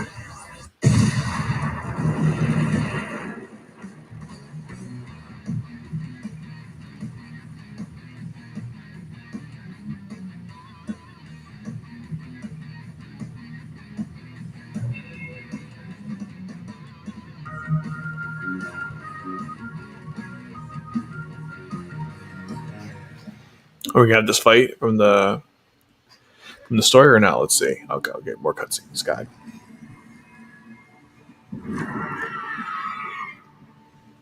そうだ、確か学校で化け物に襲われて。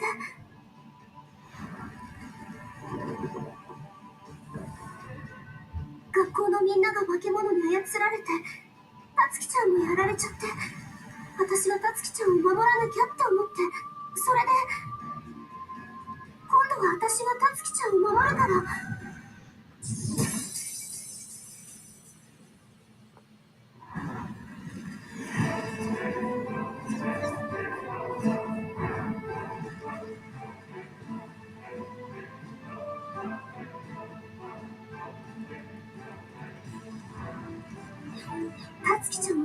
る人を私は許さない。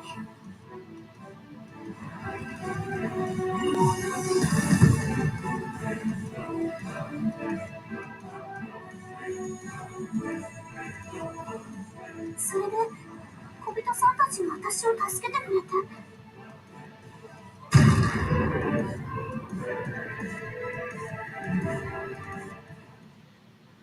その後気を失っちゃったんだ。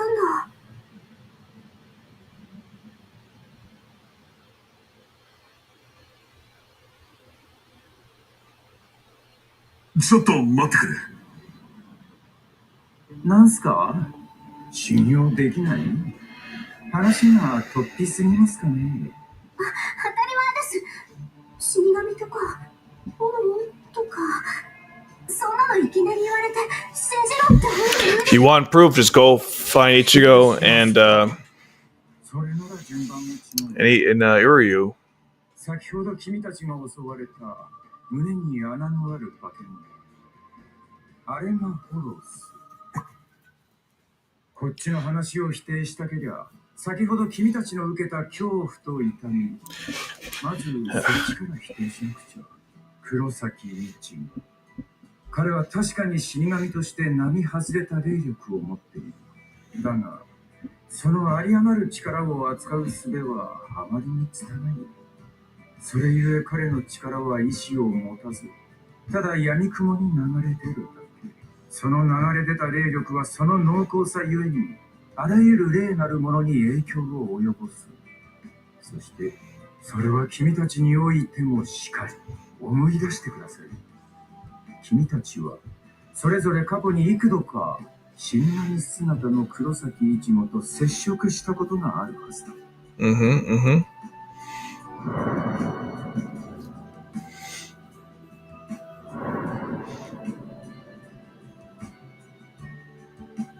そう、君たちに生まれた力は黒崎一護との接触によって君たちの魂の底から引きずり出された君たち本来の力なんですよ。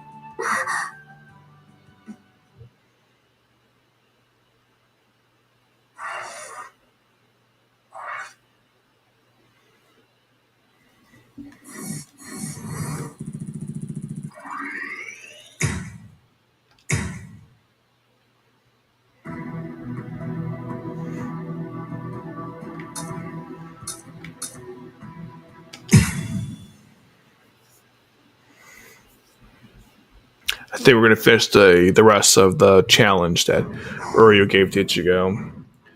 They keep like mixing up all the order of stuff. It makes us feel kind of disjointed at times.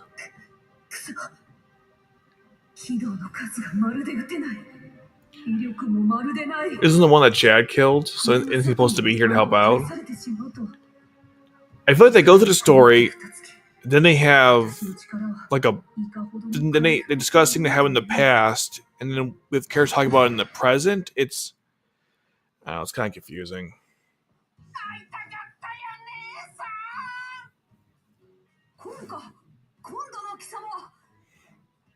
貴様がこうしてイチゴの姿でここにいるということを、イチゴはやはり死神化したのだな。あ、そういえばそのことでイチゴに何か頼まれてたような。皆さん、後ろよかった。どうやらここも無事だったようだな。何言ってんだこれ。自分でまいた種じゃねえか。てめえ、町中の人間殺す気で始めた戦いだろ。そうか、やはりこれは貴様の仕業か。はじめましてと言うべきかな。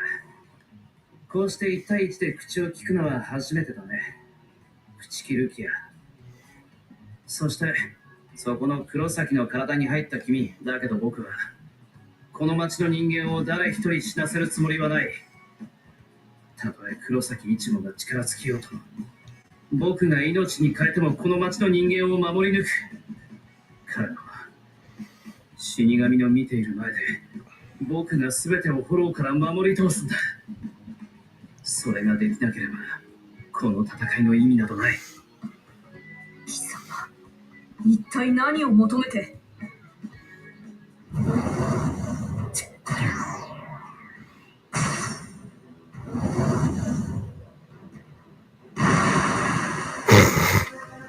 That was bad animation right there. 石だ。黒崎。ようやく見つけたぜ。街中走り回らせやがって。You might have to in the future. これは俺とお前の勝負だろ。だったら、フォローを何匹倒したのなんだの言ってんだよ。俺とお前の二人で片付けようぜ。なあ、石田。なんとか言えよ、石田。おい、見ろよ、石子。なんだよ、ありゃ。空の日々が一箇所に集まってきてる。待て、どうやらそれだけじゃないぞ。よく見ろ。フォローがその一点を目指して集まってきている。よせ、石田。あれだけの数だ。戦い方を考えてから。なんだ、怖いのか、黒崎。あ、てめえ。怖いならここで見物してるといい。この勝負は僕の勝ちだ。こっちだ、フォローども。最後のクイーンシー、石田ウユが相手をする。最後のクイーンシー、あいつ何言ってる。滅亡したのだ。200年前のクイーンシーは。すべてのクイーンシーの生き残りは死神を憎んでいる。その憎しみの源は200年前の滅亡にある。200年前、クイーンシーは死神たちの手によって滅亡したのだ。だがしかし、それは死神たちにとっても苦渋の選択だった。死神たちはクイーンシーを滅ぼさなければならなかった。それはこの世界の崩壊を防ぐため。ソウルソサエティでは死神の異界にあるのソウルソサエティと現世にある魂魄の量は常に均等に保たれている。 Because Soul King said so. なぜだかわかるか。そうしなければ二つの世界のバランスが崩れ、双方の崩壊、その両世界の魂魄の量を調整するのが我々死神の仕事だ。ソウルソサエティから放たれた魂は死神に見守られて現世に生物として生まれ、現世で死した魂はフォローとて霊。 You know, let me just do something real quick. I just realized something, and I apologize because I only realized it's too late. But, you know, I'm covering the subtitles. So let me, can I add this layout? Yeah, I want to shrink myself a little bit because I realize I'm covering all the subtitles. Let me see how that, is that better? Let's see. Yeah, now you guys should read most of it. I just realized you half the subtitle being covered. Sorry, guys. But I'm sure you've already seen the story anyways, but still. そこに現れたのがクイーンシーだ。クイーンシーはフォローを完全に消滅させてしまう。それはつまり現世に出ていった魂がソウルソサエティに帰ってこないということ。それはつまり現世の側に世界が傾き、現世にソウルソサエティが流れ込んでしまうと生と死に入り混じる混沌、すなわち世界の崩壊だ。初めてクイーンシーの存在が確認されてから数年にわたり、ソウルソサエティはクイーンシーに対して訴えかけを続けた。フォローの対処をすべて死神に任せ、しかしクイーンシーたちは頑としてそれを受け入れようとはしなかった。その間にもクイーンシーは増え続け、魂魄の運行は乱れ続け、そしてクイーンシー殲滅の決定は下された。貴様はこれを死神の傲慢だと断ずるか。そんなのよくわかんねえよ。 Yeah, well, to say what do you say in that? Ichigo's an outsider. He would have no, 殺しても殺しても wouldn't have a good idea to know that was good or bad. 先生 It's one perspective he's getting from Rukia there.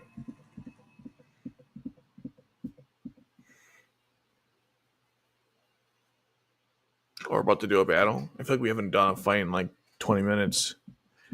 Yeah, it feels like it's been 20 minutes.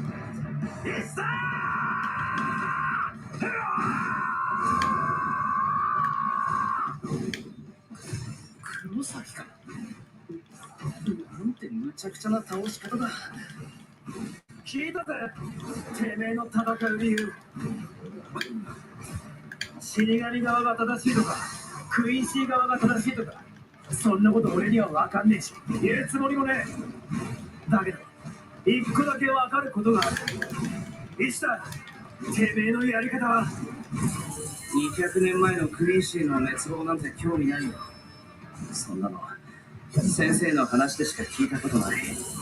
僕にとっちゃただの昔話さ。悪いけど僕はそんな理由で君に敵対できるほど感傷的な人間じゃない。その滅亡話にしたって死神側の方が正しいと感じてたからさ。僕の目の前で先生が死ぬまで。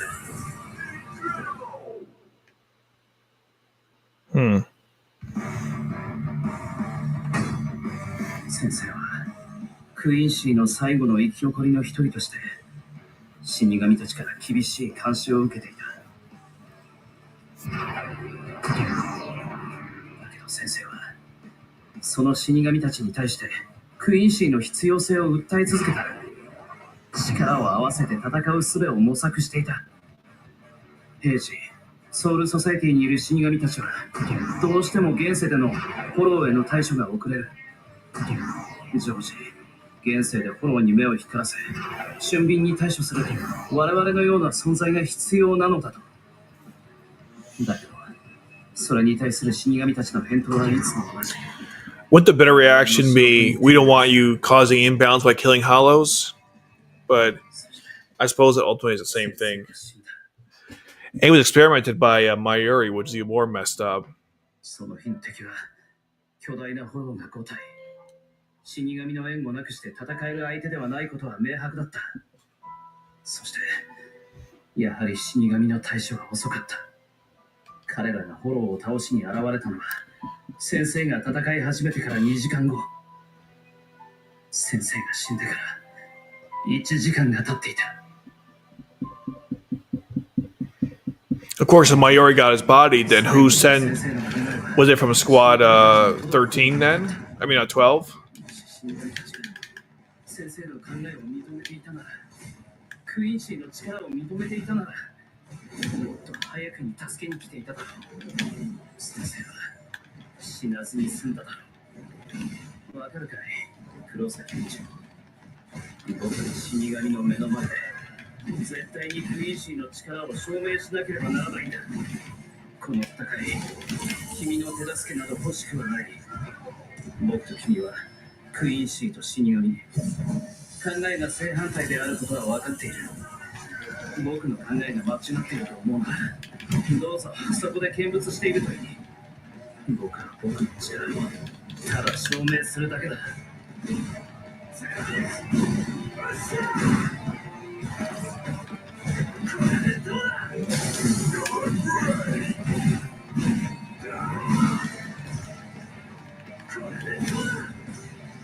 悪いな。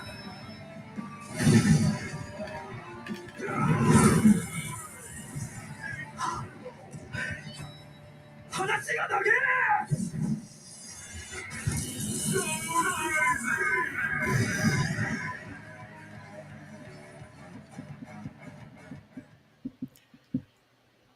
Are we going to fight a Gillion next?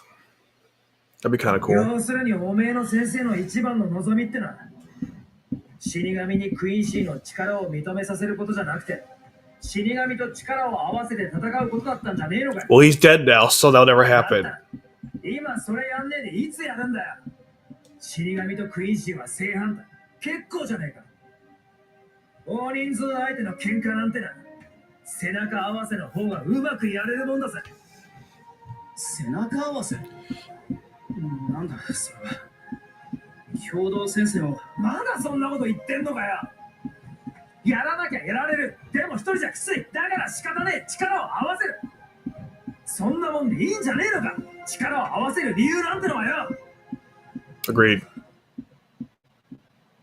俺はもともと人間だ。正直死神のことなんてまだよく分かってねえし、この仕事に誇りとか持ってやってるわけでもねえ。ただ俺はフォローを倒したいだけなんだ。なぜ？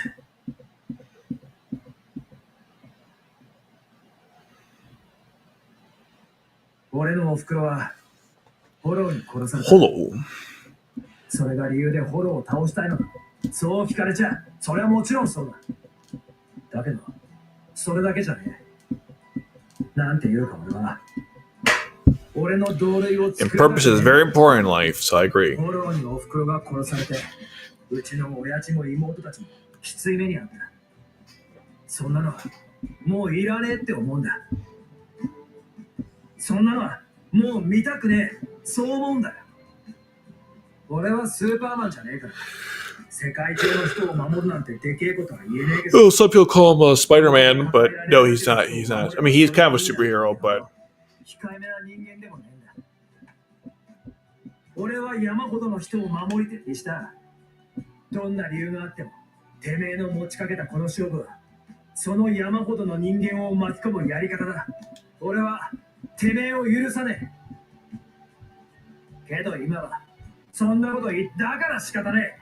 てめえと組みたくもねえ手を組む。てめえ殴んなその後だ。てめえはどうだ。やれやれ。君もいい加減話。要するに、お互いここで生き残らなけりゃ、殴る相手がいなくなるってことだ。ちょっと！てめえは絶対後で泣かす。どうぞ、君が生き残れたならね。they even reused assets for that part. That's kind of lame. Those were the same assets. I mean, those are not those. I don't know how I feel about that. That was kind of they reused the same assets from before. They couldn't even make like brand new hollows, even a randomizer to customize what they could look like, because those are the wrong hollows. All right. I'm trying to be too critical here, but I just find it to be funny. They took the same like old models and recycled them. That's funny. They really did rush this out. フォロードの様子がおかしい。みんなが天を仰いで、まるで何かに祈っているような。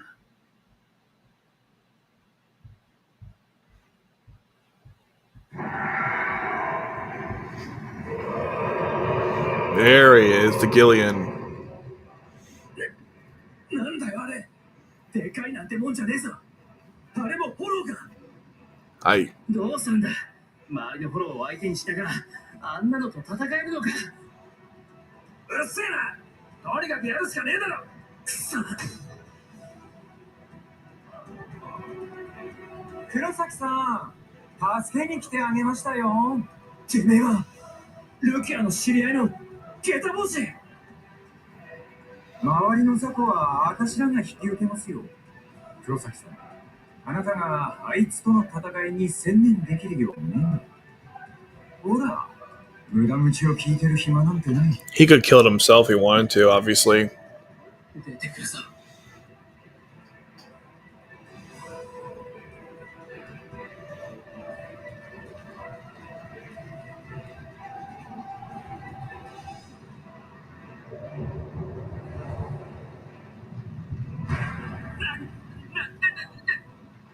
なんすか姉さん。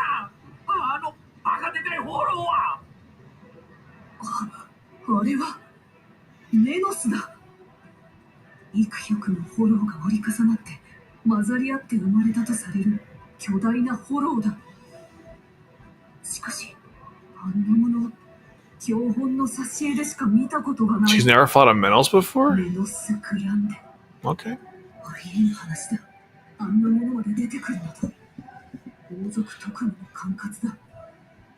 とても一死神の戦える相手ではない。That's not even true. It's funny how there's so much retconning in the story from this first arc compared to the others, because I mean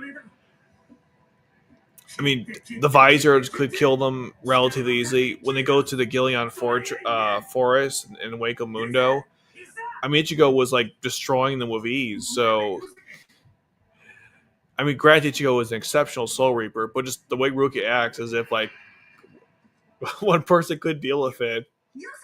It's very interesting.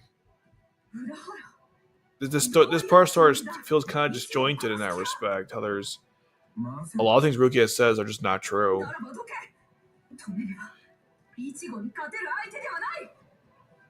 そりゃダメだ。できないんですよ、朽木さん。おとなしく見ててください。この戦いは必要な戦いなんですよ。Oh, there are awkward pauses, aren't there, between dialogue? これは爆弾。体が。朽木さんにとっても、彼にとってもね。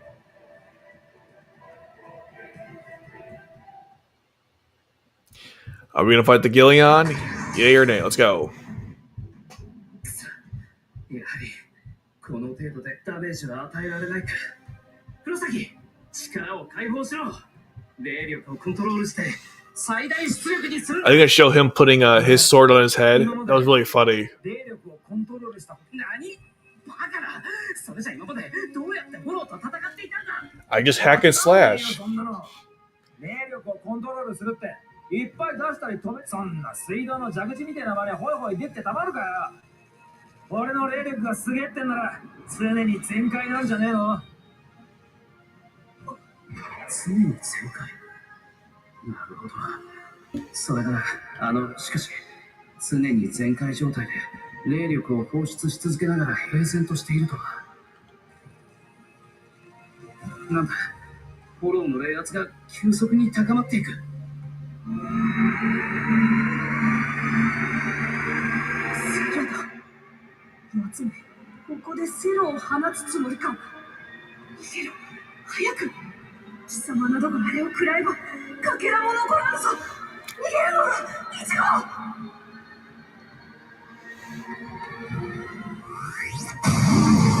His mouth should have opened up. 黒崎。なんだ。なんだこの異常な冷圧は。黒崎の力が増大している。表面によってか。砂の中に埋もれた砂鉄が。そうだ。冷静に考えたら霊力が常に全開なんて。霊力をコントロールできないということは、つまり持て余しているということなら、もし黒崎一護の霊力がそれが何かのきっかけでこじ開けられたならば。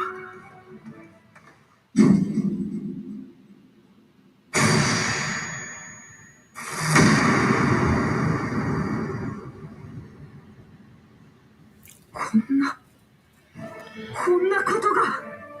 So we're not gonna fight the Gillion? メノスを両断してしまいよった。メノスが帰っていく。 Wow, that was lame. That was pretty lame. Not only did you didn't see the sword on the head of the flying gimmick they were doing, but even the way he pushed it.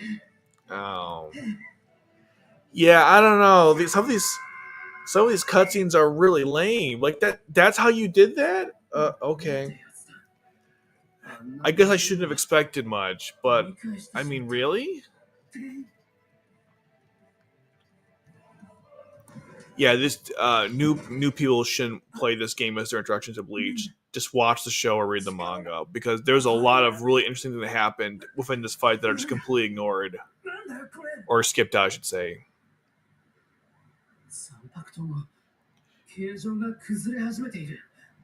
霊力を突然解放して調節が効かなくなっているのか。なんとかしないと。黒崎。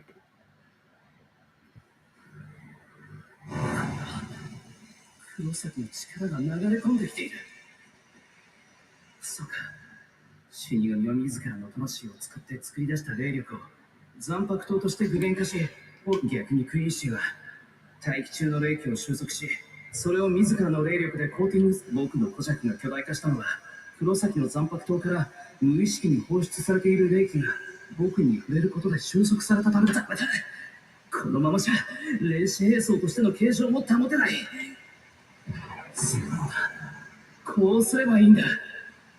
黒崎が御しきれない霊気を僕が奪い固めて放出すればいいんだ。次から次へ、次から次へ、黒崎の霊気が落ち着くまで。何してんだお前。なんだか知んねえけどやめろ。手ボロボロになってんぞ。うるさい、言ったろ。僕は死に生き残って殴らせろ。黒崎、そして僕を殴れ。黒崎一郎。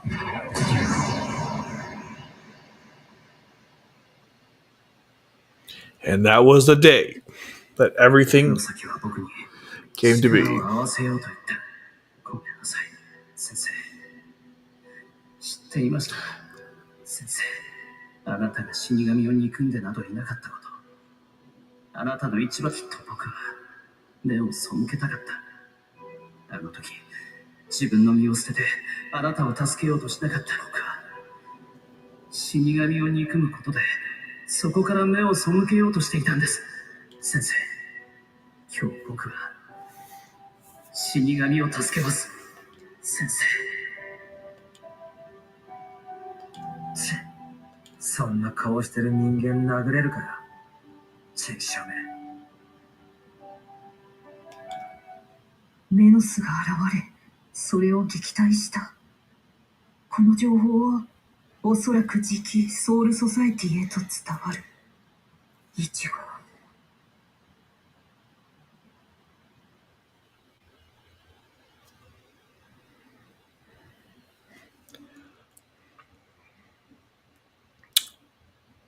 座軸は未確定だ。じゃあ俺らどこ向かって飛ばされてるんですか。デールス、地獄長を話せ。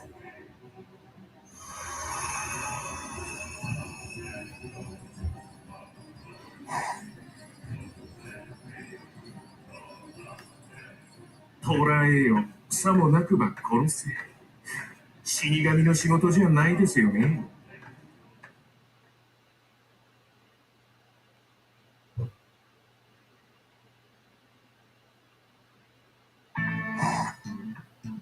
ぶねえ、最後ギリギリ間に合ったぜ。教室の入り口で邪魔だね。そこを通してくれないか。ああ、俺。なんだ、石だかよ。いいからどいてくれ。なんだい、じろじろと。いや、その怪我、あれだろ。俺の霊力を抑えるために。やめてくれ。死神の君に心配されるほど落ちぶれちゃいない。もういいかい。僕は忙しいんだ。もう行くよ。やろう。あまり気に病むな。貴様のせいではない。別にあんなもん心配するほどの怪我じゃねえよ。誰が心配してると言った？私は気に病むなと言ったのだぞ。てめえ。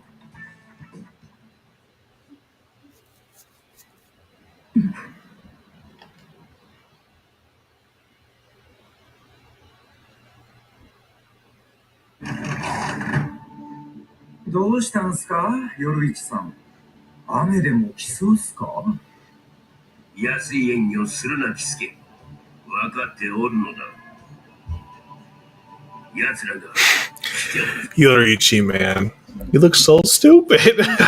I can't. Looks awful. Oh, man. The animation Yoriichi, the model, it just does not look good. Oh, boy. That chapter was not good, man. I mean, that was bad. You didn't fight the Gillian.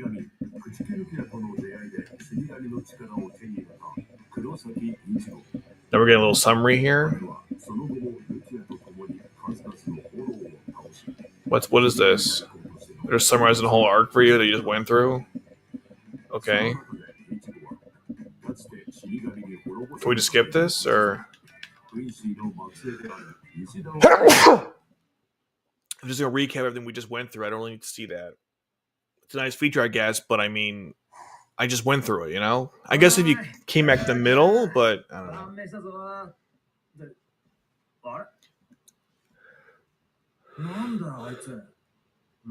Still no cross on the bed.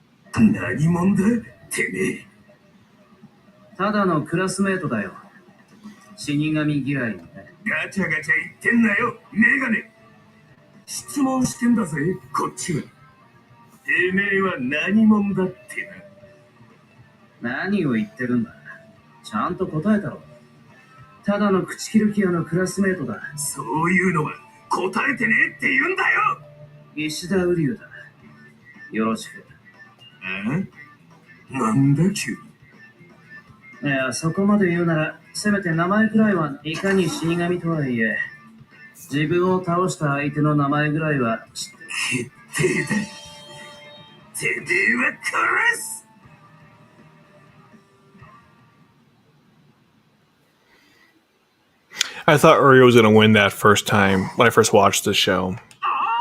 That's how stupid I was.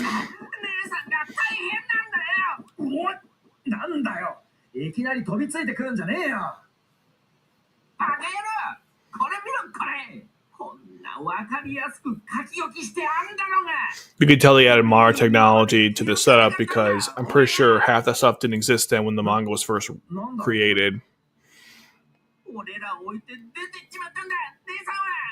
出てったって。なんでだよ。俺に一言もなしにかよ。うるさいうるさい、死ぬか。俺なんかな、姉さんが出るとき、それなのに何の説明もしても。くそ、一体何が書いてあんだよ。わけあって私は出ていく。探すな。そして心配するな。この手紙は読んだら燃やす。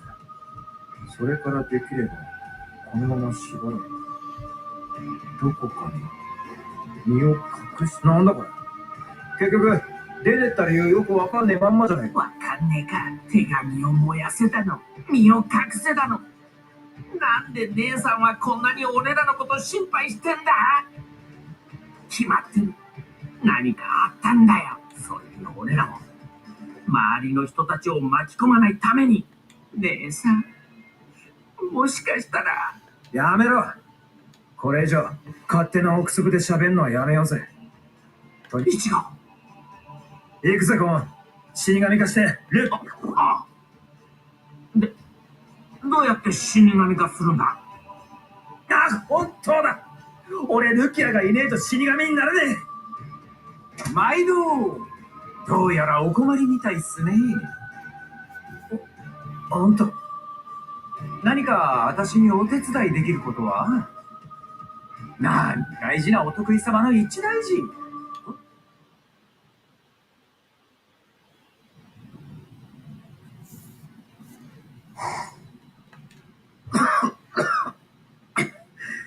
俺だから言わんこっちゃね。強い。止めることもここから動くことすらできなかった。さて、そんじゃとどめと言っとくか。死ぬ前によーく覚えとけよ。あばらいレンジ、てめえをこ。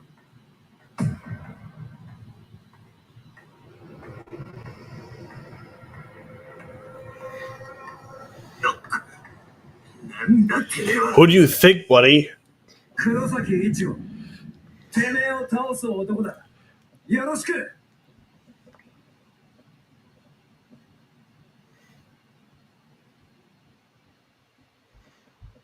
We're gonna have this fight at least.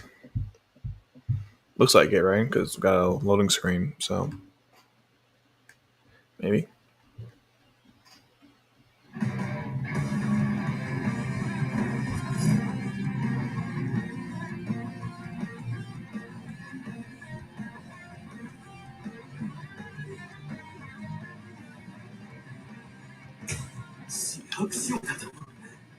なんだてめえは。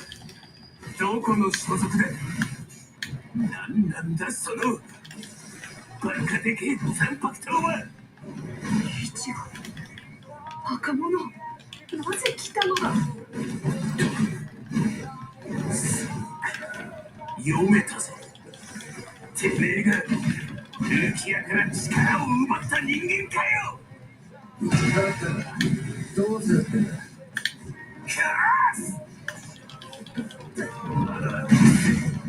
なかなかやるな。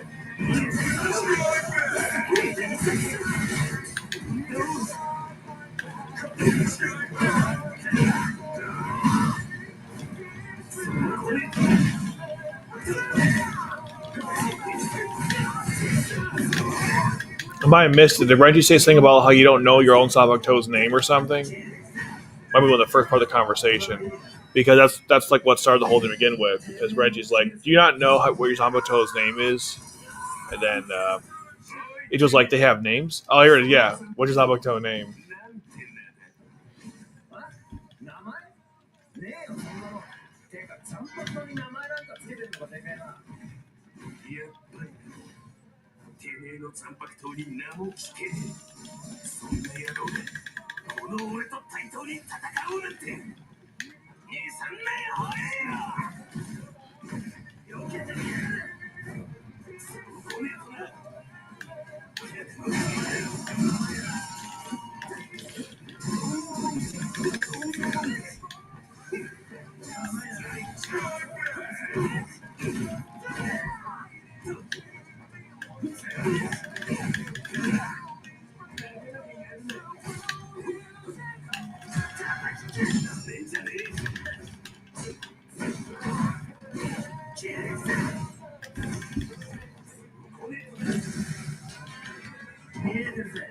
Gotcha, buddy. Gotcha, bitch. てめえを切るぜ。どうしたよ。動きが鈍くなったじゃねえか。てめえに負ける気も全然しねえ。この野郎が喋るだけでめちゃめちゃな名やつが飛んできやがる。終わりにしようぜ。俺が勝って終わりだ。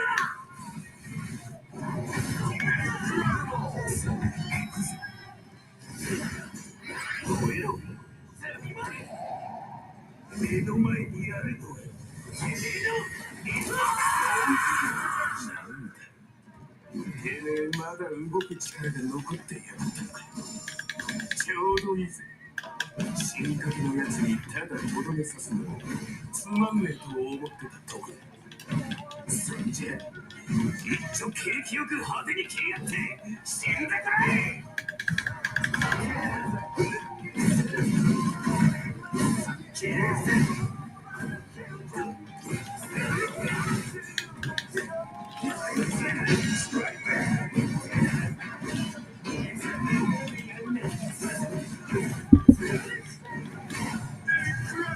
マリア、てめえを切るぜ。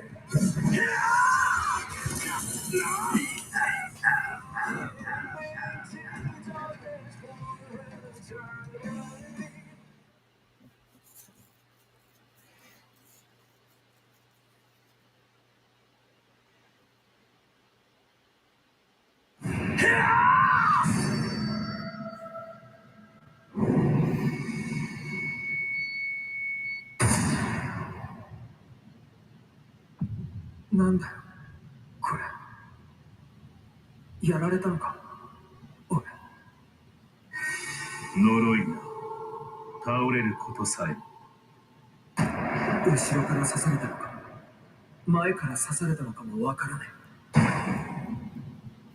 いて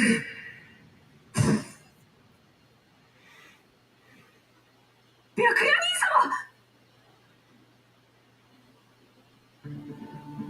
久々に見た。やっぱりすげえ。かろうじて動きを目で追えたのは今の第二俺でこのざまで。こいつなんか何が起きたのかもそれにしてもさっきまでの。どうしたレンジ。いえ、この程度のやつに隊長が手を下さなくても。そういうの私とて見物してばかりでは腕が錆びる。死ねこの人は。一号離せレンジ。一号が。何言ってんだってめえ。よく見ろ。あのガキは死んだ。死人のためにてめえが罪を重くする必要がどこにあるよ。分かってんのか。今あいつにてめえが駆け寄ってる。それがなんだ。一号は私が巻き込んだ。私のせいで死んだのだ。私のせいで死んだ者のそばに私が駆け寄って何が悪い。たとえ我が罪が重くなろうとも駆け寄らずには折れぬというわけか。この子供のもとへ。わかるぞルキア。なるほど。この子供も奴によく似ている。もう知ってるだな。誰それに似てるだな。俺の話せ小僧。こいつまだ動けるのかよ。ありえねえ。なんだ。そうか。よほどその腕いらぬと見える。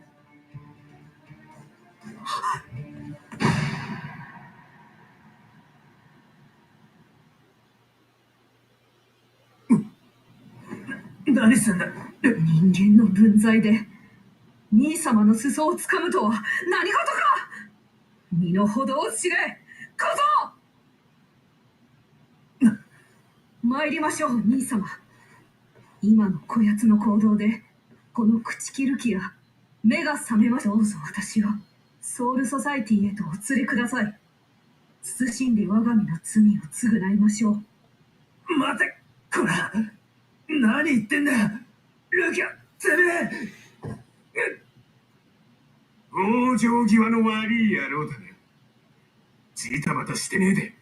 この者にはわざわざとどめを刺すこともありますまい。捨ておいてもいずれこのまま息絶えましょう。参りましょう、兄様。待てよ、ルキア。何のジョークだよ。こっち見ろよ、おい。動くな。そこを一歩でも動いてみろ。私を追ってなど来てみろ。私は貴様を絶対に許さぬ。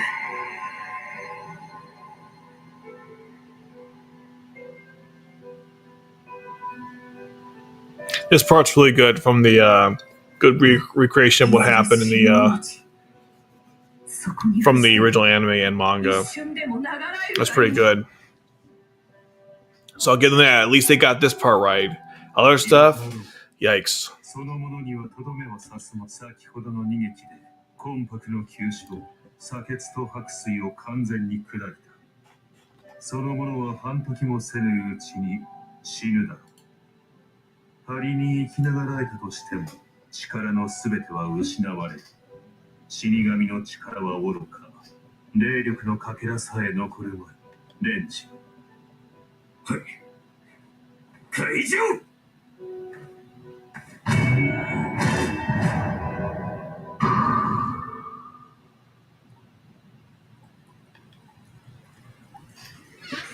これだって動けねえ。どうしてだ。俺はまた守られた。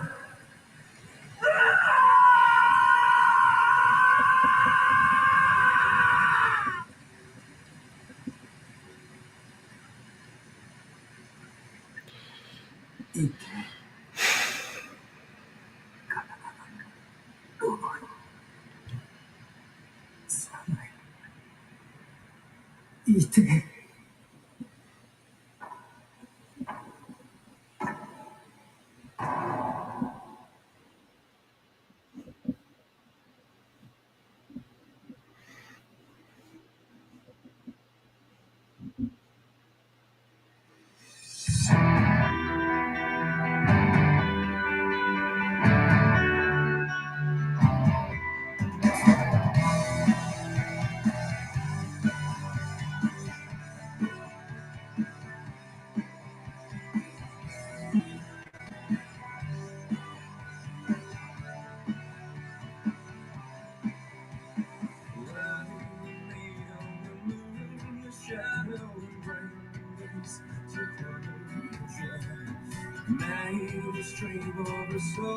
Oh, that's so cool. They're showing you the intro after you've gone to the first arc.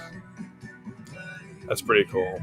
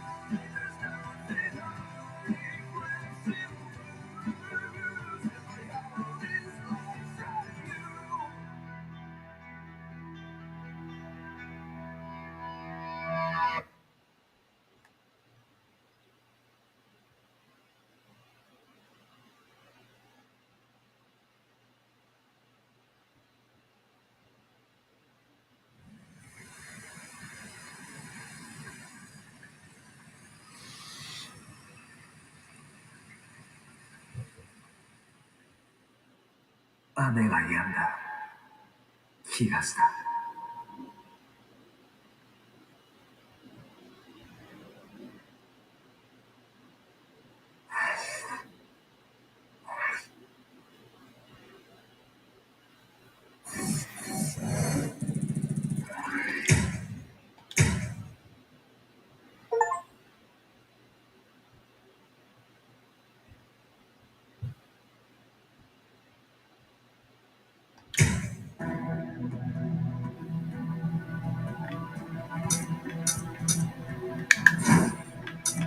Oh, that's how this. Okay.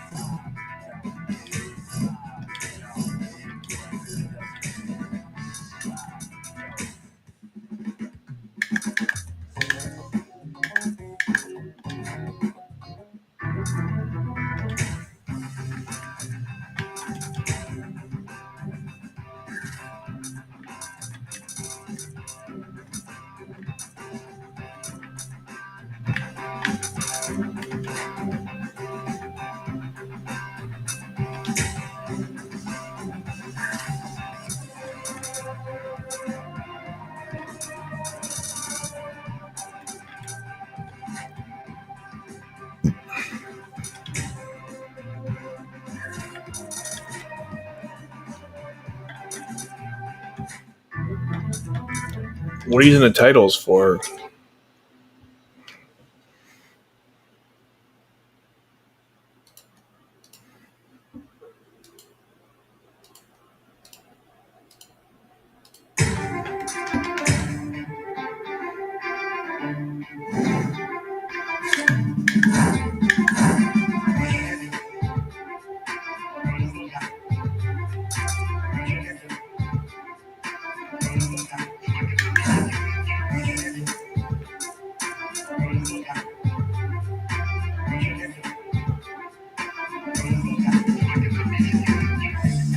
What does that mean, though?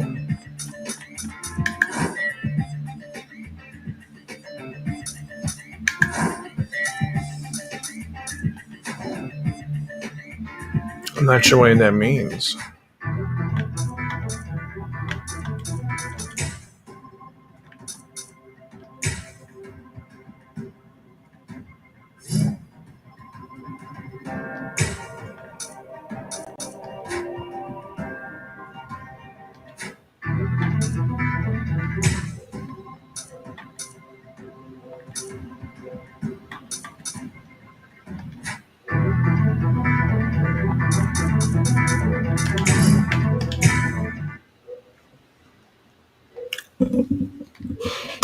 Okie doke. So I got through the first arc and mixed bag. Some of it was pretty good, some was not. So we'll see how the Soul Society arc compares to the Substitute Soul Reaper arc. Some parts I didn't really nail, but there were some just. Ugh. Anyways, thanks for partaking in the stream, and I'll see you guys in the next one. Maybe tomorrow, we'll see. But until then, take care.